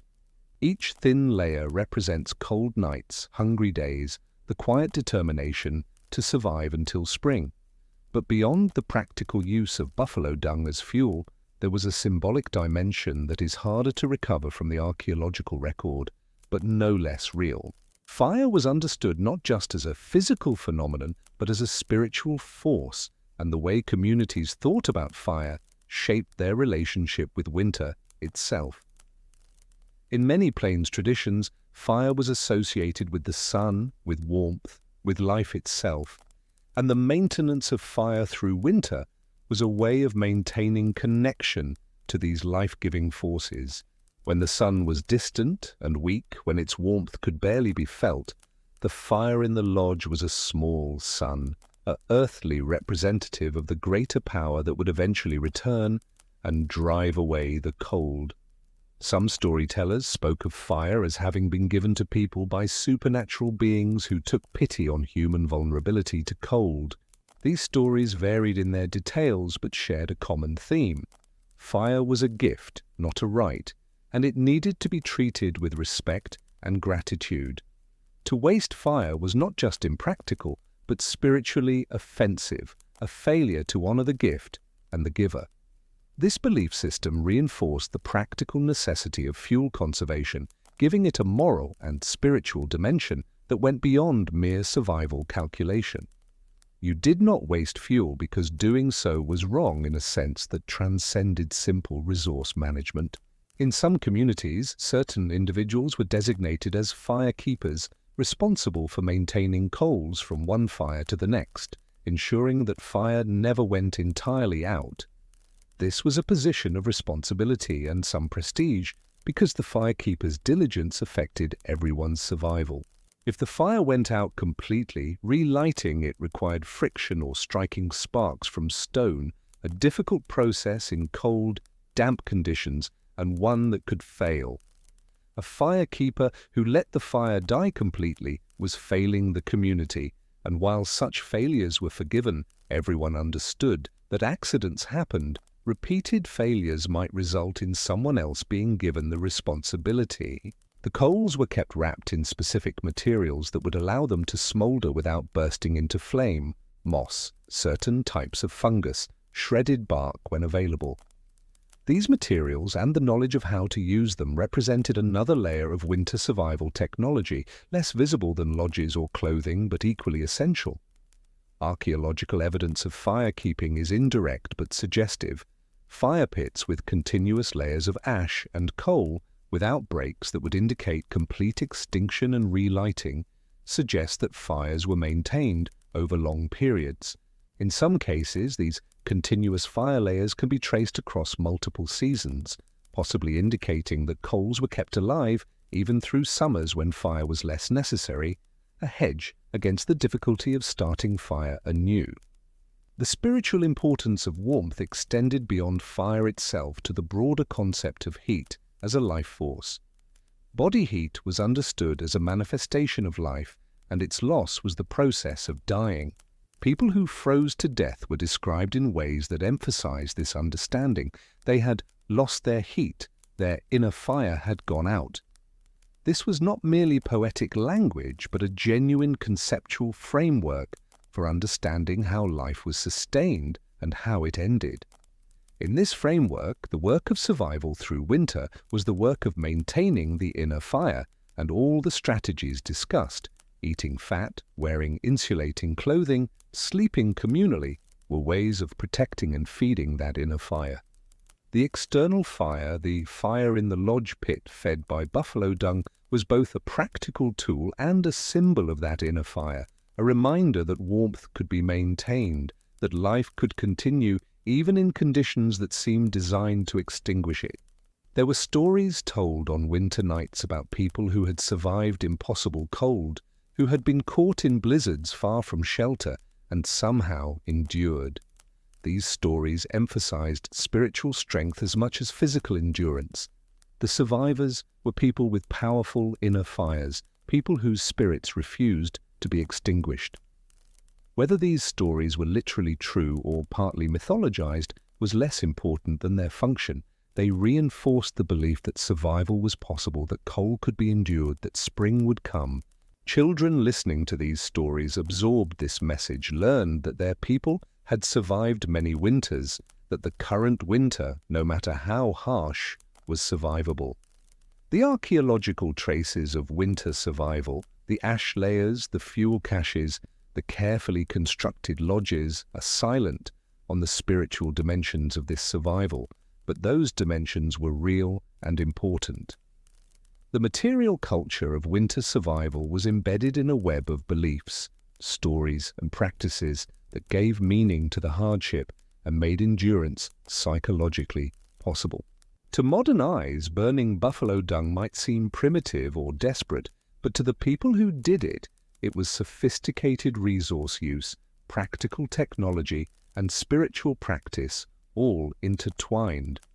The dung was not just fuel, it was a transformation of the buffalo's gift into warmth, a continuation of the relationship between people and animals that defined plains life.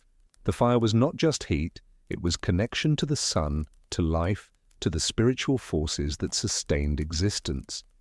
And winter itself was not just a season to be endured, but a teacher, a test, and ultimately a necessary part of the cycle that made the renewal of spring meaningful. This understanding has largely been lost in the movement from winter survival as lived experience to winter survival as historical subject. We can excavate the lodges, analyze the fuel, calculate the calories and BTUs, but we cannot easily recover the felt sense of what it meant to live through those winters with that particular set of beliefs and practices.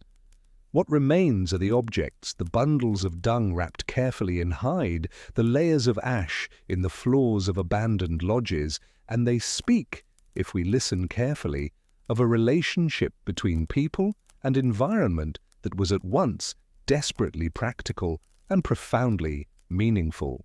They speak of warmth as something more than temperature, of survival as something more than not dying, of winter as a season that demanded everything and, in demanding everything, revealed what human communities were capable of when they worked together with skill, courage, and the quiet persistence that characterized life on the cold plains. Even in societies where winter pressed everyone toward the edge of survival, there were gradations of comfort, subtle hierarchies that determined who suffered most and who suffered least. These differences were not as dramatic as the gap between rich and poor in agricultural civilizations, where elites might live in heated stone buildings while peasants froze in hovels, but they existed nonetheless, and they mattered greatly to those experiencing them.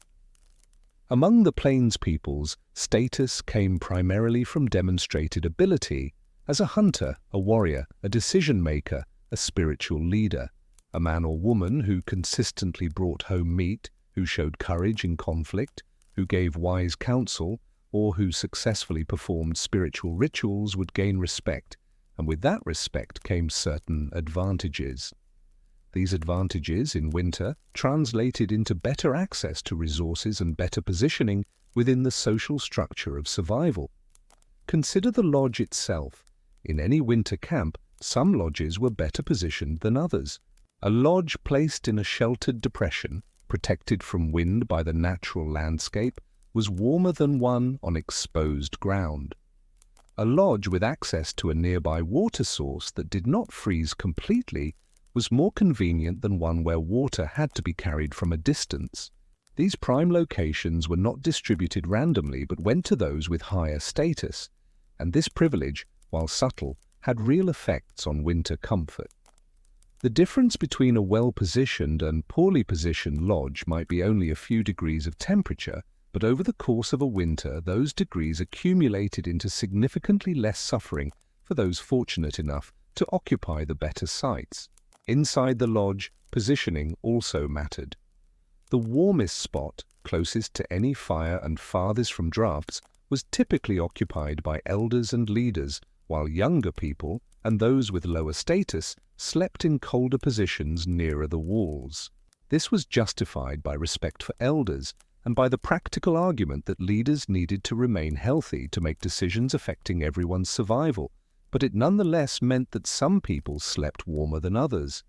Children, being universally valued and vulnerable, were placed in warm central positions regardless of their parents' status, one of the few areas where need trumped hierarchy completely. Access to food, particularly the highest quality food, was also stratified. The choicest parts of any kill, the fat deposits, the organs rich in nutrients, were distributed first to hunters who had made the kill, then to elders and leaders, then to everyone else. This meant that high-status individuals entered winter with better fat reserves in their bodies, better physical preparation for the cold months ahead. Their bodies were better insulated, better able to generate internal heat, more resistant to the weight loss that made everyone vulnerable as winter progressed. The difference might be modest. Perhaps they lost 10% of their body weight over winter, while lower-status individuals lost 15 or 20%. But modest differences could be the margin between surviving and not surviving. Clothing quality varied as well. The best hides, from prime buffalo or from other animals known for their warmth, were claimed by those with the status to do so. A hide from a winter-killed buffalo when the animal's coat was thickest was warmer than a hide from a summer-killed buffalo, and those who had the best clothing simply suffered less from exposure. Their hands did not get as cold, their feet remained more functional, their faces were better protected. They could work outside longer, hunt more effectively, and return to the lodge less depleted by the cold. This created a feedback loop where status begat effectiveness, which reinforced status, which provided access to better resources, which enabled even greater effectiveness. Breaking into this cycle from a low-status position was possible but difficult, requiring exceptional skill or luck. Running Eagle, whose story we have already heard, was an example of someone who broke through by sheer competence, but she was exceptional precisely because most people did not manage this. Spiritual leaders occupied a particular position in winter's hierarchy. They did not necessarily have better lodges or more food, but they had something perhaps more valuable: the ability to provide psychological comfort and meaning to suffering. When winter stretched on and people's spirits flagged, when children cried from hunger and elders sat silent in resignation, spiritual leaders would perform ceremonies, tell stories, and make offerings to supernatural powers, asking for better weather, for game to appear, for the community to endure. These ceremonies often involved fire, not the practical fire of everyday warmth, but ceremonial fire that was allowed to burn brighter and longer, fed with fuel that would have been carefully conserved otherwise. The justification was that such ceremonies were necessary for spiritual survival, which was as important as physical survival, and most people accepted this logic even as they shivered in their lodges. The ceremonial fires were warm, and those who participated in the ceremonies, who were often the same high-status individuals already enjoying other privileges, got to sit close to these fires, absorbing heat that others did not access. When meat was scarce and people were hungry, spiritual leaders might fast dramatically, publicly refusing food to demonstrate their connection to spiritual rather than physical sustenance. This fasting was real and undoubtedly uncomfortable, but it also served to highlight their special status and to make their eventual eating, when the fast ended, into a spiritual event that others witnessed. Some spiritual leaders genuinely believed they were channeling supernatural power, that their fasting and praying brought tangible benefits to the community. Others were perhaps more cynical, using spiritual authority to maintain their position. Most probably fell somewhere between these extremes, half believing their own claims and half conscious that their role provided certain advantages. The community, for its part, needed to believe in spiritual power, needed to feel that someone was interceding with the forces that controlled weather and game, and so there was a mutual agreement to treat spiritual leaders as special even when empirical evidence of their effectiveness was ambiguous. Generosity was expected of high-status individuals, and this expectation limited somewhat the privilege they could accumulate. A successful hunter was expected to share meat widely, not hoard it for his own family. A wealthy individual who had accumulated trade goods or stores of food was expected to help those in need, and failure to do so would result in loss of status. This norm of generosity created a brake on inequality, ensuring that winter resources were distributed broadly enough that most people survived. But generosity could be strategic. You gave to those you wanted as allies, to those you hoped would reciprocate, to those whose goodwill mattered. You gave publicly, so your generosity was witnessed and remembered. And you gave in ways that reinforced rather than challenged your status. You gave from a position of having enough to share, which implicitly emphasized that you had more than others. The recipient of generosity was grateful, certainly, but also aware that they were in a subordinate position, dependent on someone else's largesse. There were stories told in winter, stories that reinforced both the obligation of generosity and the privilege of those who could be generous. These stories featured heroes who shared freely and who were rewarded by supernatural powers for their generosity, or who survived disasters because their past generosity meant others helped them in their time of need. The moral was clear. Generosity was good, and those who had the means to be generous were fortunate. The stories did not question why some people had means and others did not challenge the structures that created status hierarchies in the first place. They simply encouraged those at the top to behave somewhat benevolently toward those below, maintaining social cohesion in conditions where division could mean death for everyone. Women's status varied considerably based on their skills, their family connections, and their age. Older women who had survived many winters and who possessed deep knowledge of food preservation, hide-working, and medicinal plants were respected and often consulted. Their advice on when to ration food more strictly, which stored supplies could last longest, how to treat winter illnesses. This advice was valuable, and they were accorded status for it. Younger women who excelled at essential skills like hide preparation, or who had married into high-status families, enjoyed some privileges, while women who lacked skills or connections occupied the lowest positions in the social order. These lowest-status women did the hardest work, the coldest tasks, the most repetitive labor, and received their share of resources last. They were not deliberately starved or frozen because the community's survival logic demanded that everyone be kept functional, but they experienced winter as significantly harsher than those with more status. Their hands cracked and bled from constant exposure to cold while processing hides. Their backs ached from carrying water and fuel. Their bodies bore the cumulative damage of winter after winter at the bottom of the social hierarchy.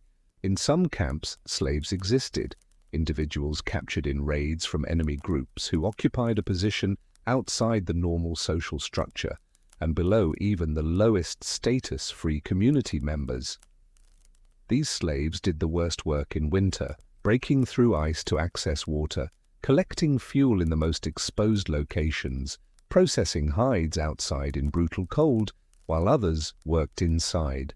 They received minimal food, enough to keep them functional but not enough for comfort, and they slept in the coldest positions, sometimes not even inside lodges, but in rough shelters on the periphery of the camp. Slavery among plains peoples was not as systematized or brutal as agricultural slavery, and slaves could sometimes be adopted into families and gain free status, but while they remained enslaved, their winters were immeasurably harder than those of free people. The existence of slaves allowed free people, even low-status ones, to feel fortunate by comparison, and this psychological dynamic helped maintain social stability. No matter how hard your winter was, at least you were not a slave, at least you slept inside, at least you received a full share of food, at least you were part of the community rather than apart from it. This hierarchical structure persisted through winter, but was somewhat relaxed by the shared hardship. Even high-status individuals suffered in winter. Even they were cold and hungry and uncomfortable. The differences were real, but not so extreme that high-status people were warm and comfortable while low-status people froze. Instead, high-status people might be mildly uncomfortable, while low-status people were intensely uncomfortable, and everyone understood that they were all on the same continuum of suffering, just at different points along it. This shared experience created bonds that transcended status, moments when the hunter and the slave sat close to the same small fire and experienced the same momentary warmth. There were moments of crisis, a sudden blizzard, a lodge collapsing under snow weight, a child falling through ice, when status became irrelevant and everyone worked together for survival.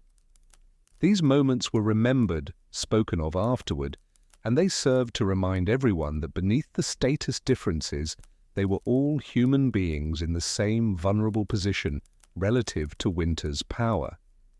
The spiritual understanding of winter also emphasized in some traditions the equalizing force of cold. Winter cared nothing for human status. It pressed on everyone equally, and survival required community rather than individual privilege. Some spiritual teachings emphasize this explicitly, telling stories of arrogant leaders who were humbled by winter, who learned that their status meant nothing when they were alone in a blizzard, that survival depended on cooperation and mutual aid rather than hierarchy. These stories were subtle challenges to the status quo, reminders that privilege was conditional and that the powerful depended on the weak as much as the weak depended on the powerful. But these lessons were never pushed too far, never became calls to overturn the social order, because people needed their leaders and their spiritual guides, needed the skills of expert hunters and the wisdom of elders. The goal was balance, enough hierarchy to organize labor and distribute resources efficiently, enough equality to ensure cooperation and maintain the sense of shared purpose necessary for survival. Different communities found different balance points, and anthropologists studying plains peoples have noted considerable variation in how egalitarian or hierarchical different groups were. Some groups had very modest status differences with leaders who were barely distinguishable from followers in terms of material possessions or living conditions. Other groups had more pronounced hierarchies, with leaders who possessed significantly more goods and who exercised considerable authority over resource distribution. These differences seem to have been influenced by environmental conditions. Groups living in particularly harsh environments tended toward more egalitarianism, perhaps because inequality was too dangerous when margins of survival were so thin. Groups in slightly more favorable environments could sustain more hierarchy without threatening collective survival. There were also gender dynamics that shaped winter experience differently for men and women. Men's status came primarily from hunting and warfare, activities that were difficult or impossible during the coldest months. A man who was a successful summer hunter might be relatively inactive in deep winter, his status maintained by reputation rather than current activity.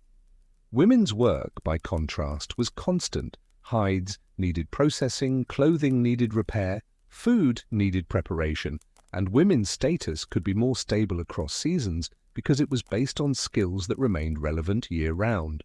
This meant that gender relations shifted somewhat in winter, with women's work becoming proportionally more visible and important relative to men's. Some anthropologists have argued that this gave women more negotiating power in winter, more ability to influence decisions and demand respect, though this remains contested and probably varied considerably between communities. Children's experience of winter was shaped by their age and gender. Young children of both sexes were treated similarly, kept warm, fed adequately, protected from the worst exposures. But as children grew older, they began to be socialized into adult roles, and winter was part of this socialization. Boys were taken on hunts in winter conditions, taught to endure cold without complaint, pushed to demonstrate toughness and persistence. This training was genuinely harsh, and some boys did not survive it. They froze or fell through ice or got lost in blizzards.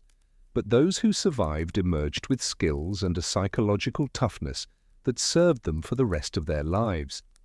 Girls were taught different skills: how to process hides in cold conditions, how to manage fire and fuel, how to care for younger children while conserving energy and warmth. Their training was less physically dangerous than boys' training, but equally demanding in its own way, requiring patience and precision under uncomfortable conditions. Both boys and girls learned the fundamental lesson of winter, that survival required enduring discomfort without surrender, that you could be cold and hungry and tired and still do what needed to be done. This lesson, internalized in childhood, shaped adults who were psychologically equipped for the hardships of plains life. When Europeans first encountered plains peoples and marveled at their ability to endure cold that Europeans found unbearable, they were seeing the result of this childhood training, this lifelong adaptation to conditions that had shaped bodies, minds, and cultures. The Europeans, coming from societies where elites had access to heated buildings and abundant firewood, often misunderstood what they were seeing. They thought plains peoples were naturally tougher, physiologically different, when in fact they were culturally adapted, trained from childhood in the skills and attitudes that made winter survival possible. This misunderstanding persisted for generations and influenced how Europeans treated native peoples, often romanticizing their natural toughness while simultaneously using their different lifestyle as justification for considering them primitive or inferior. The reality was neither romantic nor inferior, but simply different, a different solution to the problem of human survival in a cold environment with scarce fuel.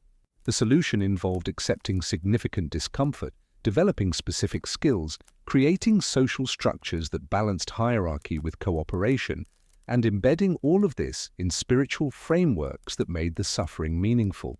It was sophisticated and effective, proven by the fact that people survived in these conditions for thousands of years before European contact. But it was not comfortable, and the existence of status hierarchies meant it was less uncomfortable for some than for others. This is perhaps the most important point about winter privilege among plains peoples. Even the most privileged were not truly comfortable by modern standards. They were simply less uncomfortable than those below them, and this relative advantage, while significant to those experiencing it, should not obscure the larger reality that winter was hard for everyone.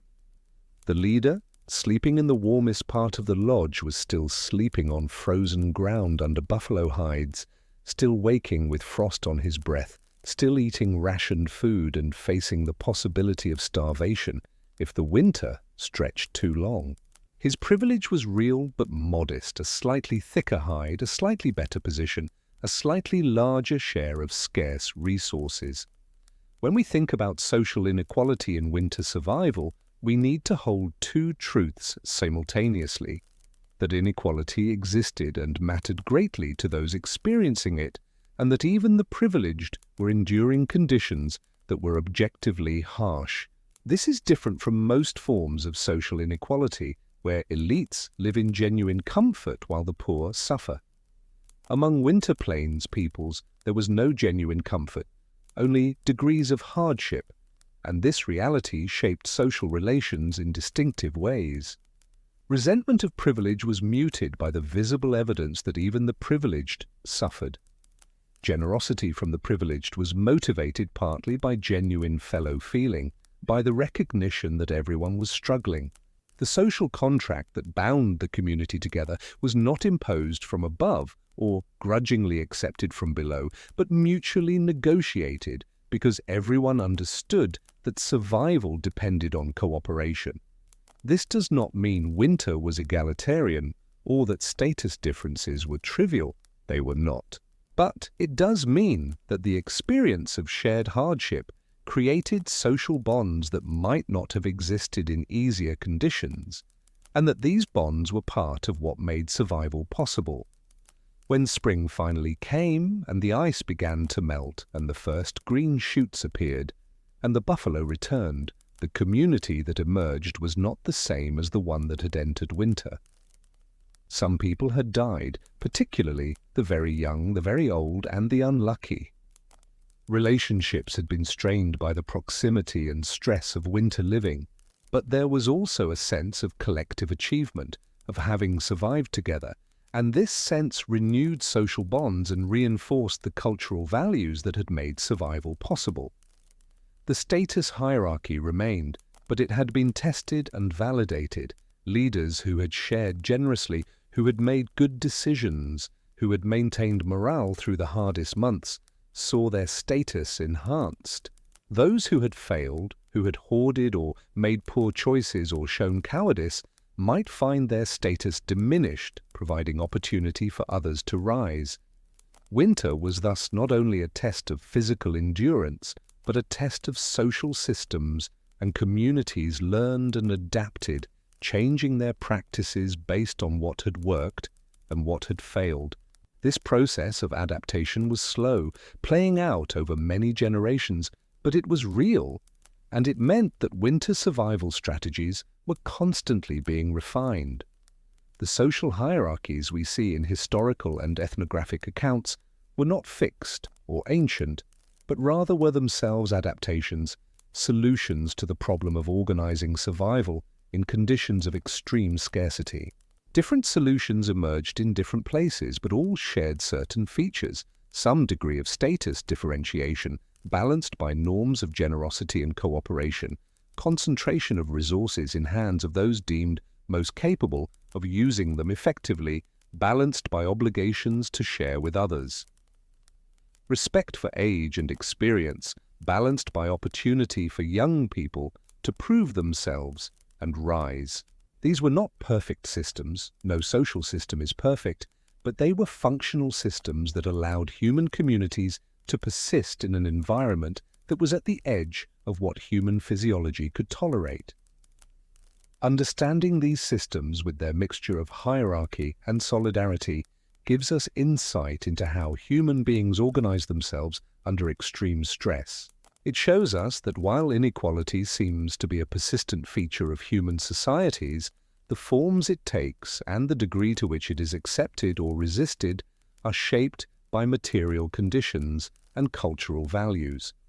In winter, on the cold plains, with firewood scarce and survival uncertain, people created social arrangements that were neither purely egalitarian nor harshly hierarchical, but something in between, something that balanced individual ambition with collective need in ways that kept both individuals and communities alive through the long, cold dark. The snow has stopped falling in this story, and in the quiet that follows there is space to reflect on what we have witnessed.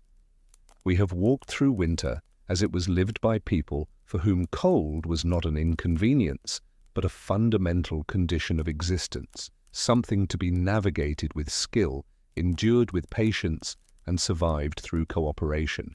We have felt, as much as words can convey feeling, what it meant to wake each morning in darkness and cold, to scrape frost from the interior of your shelter, to eat food that could not be warmed, to work with fingers that barely functioned. We have seen how every aspect of life was shaped by the scarcity of firewood, how this single constraint rippled outward to influence shelter design, food preparation, social organization, and spiritual belief. The peoples we have followed through these winter months developed solutions of remarkable sophistication. They built lodges that trapped and preserved body heat with minimal external fuel. They gathered and burned buffalo dung with the same care others might give to precious metals. They wore clothing that was precisely engineered to trap warmth while allowing necessary movement. These were not primitive people making do with inferior resources, but intelligent people solving complex problems with creativity and skill. Their solutions worked, proven by the fact that they survived in environments that would have killed unprepared people within days. But survival came at a cost, and we should not romanticize that cost. These winters were hard, genuinely, persistently, relentlessly hard. People suffered from cold that never quite left, from hunger that never quite abated, from the psychological weight of months when the world seemed to offer nothing but discomfort. Children died in these winters, and elders, and unlucky adults who fell through ice or got caught in storms or simply could not generate enough body heat to survive. The communities that emerged each spring were smaller than those that had entered winter, marked by loss, shaped by months of hardship that left scars both physical and psychological. We have also seen how winter created and reinforced social structures, how scarcity necessitated hierarchies of distribution, and how shared suffering created bonds of solidarity. The tension between hierarchy and solidarity, between individual status and collective survival, was not resolved but managed, balanced in ways that varied between communities and seasons. Some people experienced winter from positions of relative privilege, sleeping in warmer spots, eating slightly better food, doing less dangerous work. Others experienced it from positions of vulnerability, receiving less, working harder, suffering more.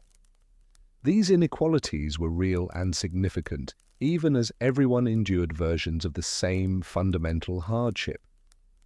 The spiritual dimensions of winter survival, the beliefs about fire as sacred gift, about warmth as life force, about winter as teacher, gave meaning to the suffering and made it psychologically bearable. Whether these beliefs were literally true is perhaps less important than the fact that they worked, that they provided a framework within which hardship made sense and perseverance had purpose. People who believed they were honoring the buffalo's gift when they burned its dung, who believed they were maintaining connection to the sun when they tended their fires, who believed that enduring winter was spiritually significant. These people were better equipped psychologically to survive than people who saw winter as meaningless suffering. Now here, in whatever warm room you occupy, with heat available at the touch of a thermostat, with food stored in refrigerators and pantries, with clothing designed by engineers to trap warmth without weight, it is almost impossible to truly grasp what those winters were like. We can know it intellectually, can read the descriptions and examine the artifacts, but we cannot feel it in our bones the way they felt it in theirs. This is not a failure of imagination, but a simple reality. Our bodies have not been trained by necessity to function in those conditions.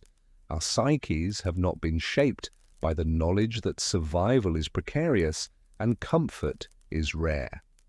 We live in a world where winter, for most people, is a minor inconvenience rather than a major threat, and this is an achievement worth celebrating.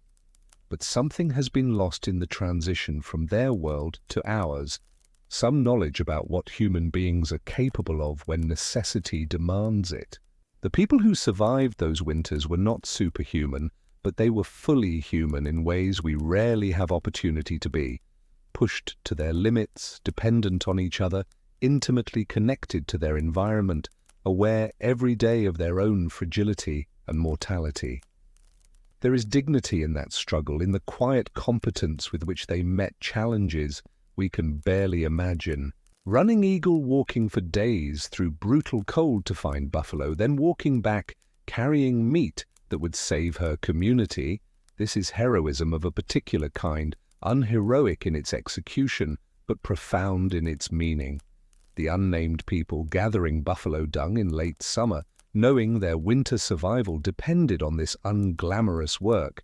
This is foresight and responsibility that we can admire even if we cannot fully appreciate the stakes.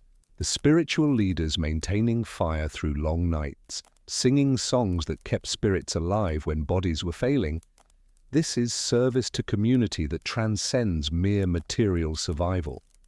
All of these actions and thousands more like them performed by people whose names we will never know represent humanity at its most resilient, most cooperative, most dignified in the face of conditions that might have broken us. The modern world has provided alternatives to their strategies. We heat our homes with furnaces burning fossil fuels. We import food from warmer climates. We build with materials that insulate better than buffalo hide and earth. These are genuine improvements, and we should not wish to return to the conditions these people endured. But we can honor their memory by recognizing that their strategies were products of intelligence and determination, that their suffering was not inevitable or natural, but was the result of specific environmental constraints that they navigated with remarkable success. We can learn from their emphasis on community, from their understanding that survival depends on mutual aid and shared responsibility. We can learn from their careful resource management, from their refusal to waste anything that might contribute to survival. We can learn from their psychological resilience, from their ability to endure discomfort without surrender. These lessons remain relevant even in our changed world, perhaps especially in our changed world, where climate change threatens to create new scarcities and new necessities for adaptation. The winters they survived are gone, transformed by time and technology into memory and history. The lodges they built have collapsed, their hide walls rotted away, leaving only depressions in the earth where archaeologists find traces of ash and dung and carefully arranged stones. The people themselves have died, and their children and grandchildren, and many generations beyond, until the direct connection to those winters has been lost. What remains are the stories passed down and written down and preserved in museums and archives, and these stories tell us something important about human capacity for survival and adaptation. They tell us that people can endure conditions that seem unendurable, that they can find ways to live in places that seem unlivable, that they can create meaning and community and beauty, even in circumstances of profound hardship. As you lie now in your warm bed or sit in your heated room with winter outside your window but unable to touch you, take a moment to feel gratitude for the warmth that surrounds you. It is a luxury, though we rarely think of it that way, a privilege that billions of humans throughout history never experienced. The people we have followed through this winter would have marveled at your comfort, at the casual ease with which you generate warmth, at the abundance of your resources, but they might also have wondered about what you have lost in gaining that comfort. The sharpened awareness, the deep cooperation, the intimate knowledge of your own capacity for endurance. The snow is falling again, somewhere in the world, and people are cold, and some are struggling to survive winter in conditions that are difficult, if not as extreme as those we have explored. Their struggles deserve our attention and our assistance, and the historical winter struggles we have examined can perhaps help us understand what people need and how to help effectively. But even more immediately, these stories can help us appreciate what we have, recognize the distance between our lives and the lives of those who came before, and maybe inspire us to face our own challenges, lesser though they may be, with something approaching the courage and persistence they demonstrated. The fire in your hearth or furnace is distant descendant of the fires they tended carefully through long winter nights. The warmth you feel carries forward, in a sense, the warmth they fought to preserve. You are connected to them through the long chain of human winters, each generation finding ways to survive until the next generation could inherit that knowledge and build upon it. Your comfort is built, literally and figuratively, on the suffering and endurance of countless people who came before, who learned through hard experience what worked and what did not, who passed down knowledge that eventually became technology, that eventually became the modern world.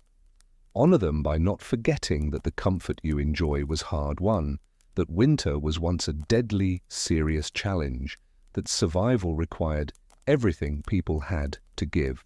And as you drift towards sleep, warm and safe, let your last thoughts be of them, of people sleeping huddled together under buffalo hides, of children placed in the center for warmth, of the quiet sound of breathing in the darkness, of wind moving across frozen plains, of the small glow of buffalo dung burning in a carefully tended fire, and of the patience with which they waited for spring, knowing it would come because it always had come, and because they would endure until it did.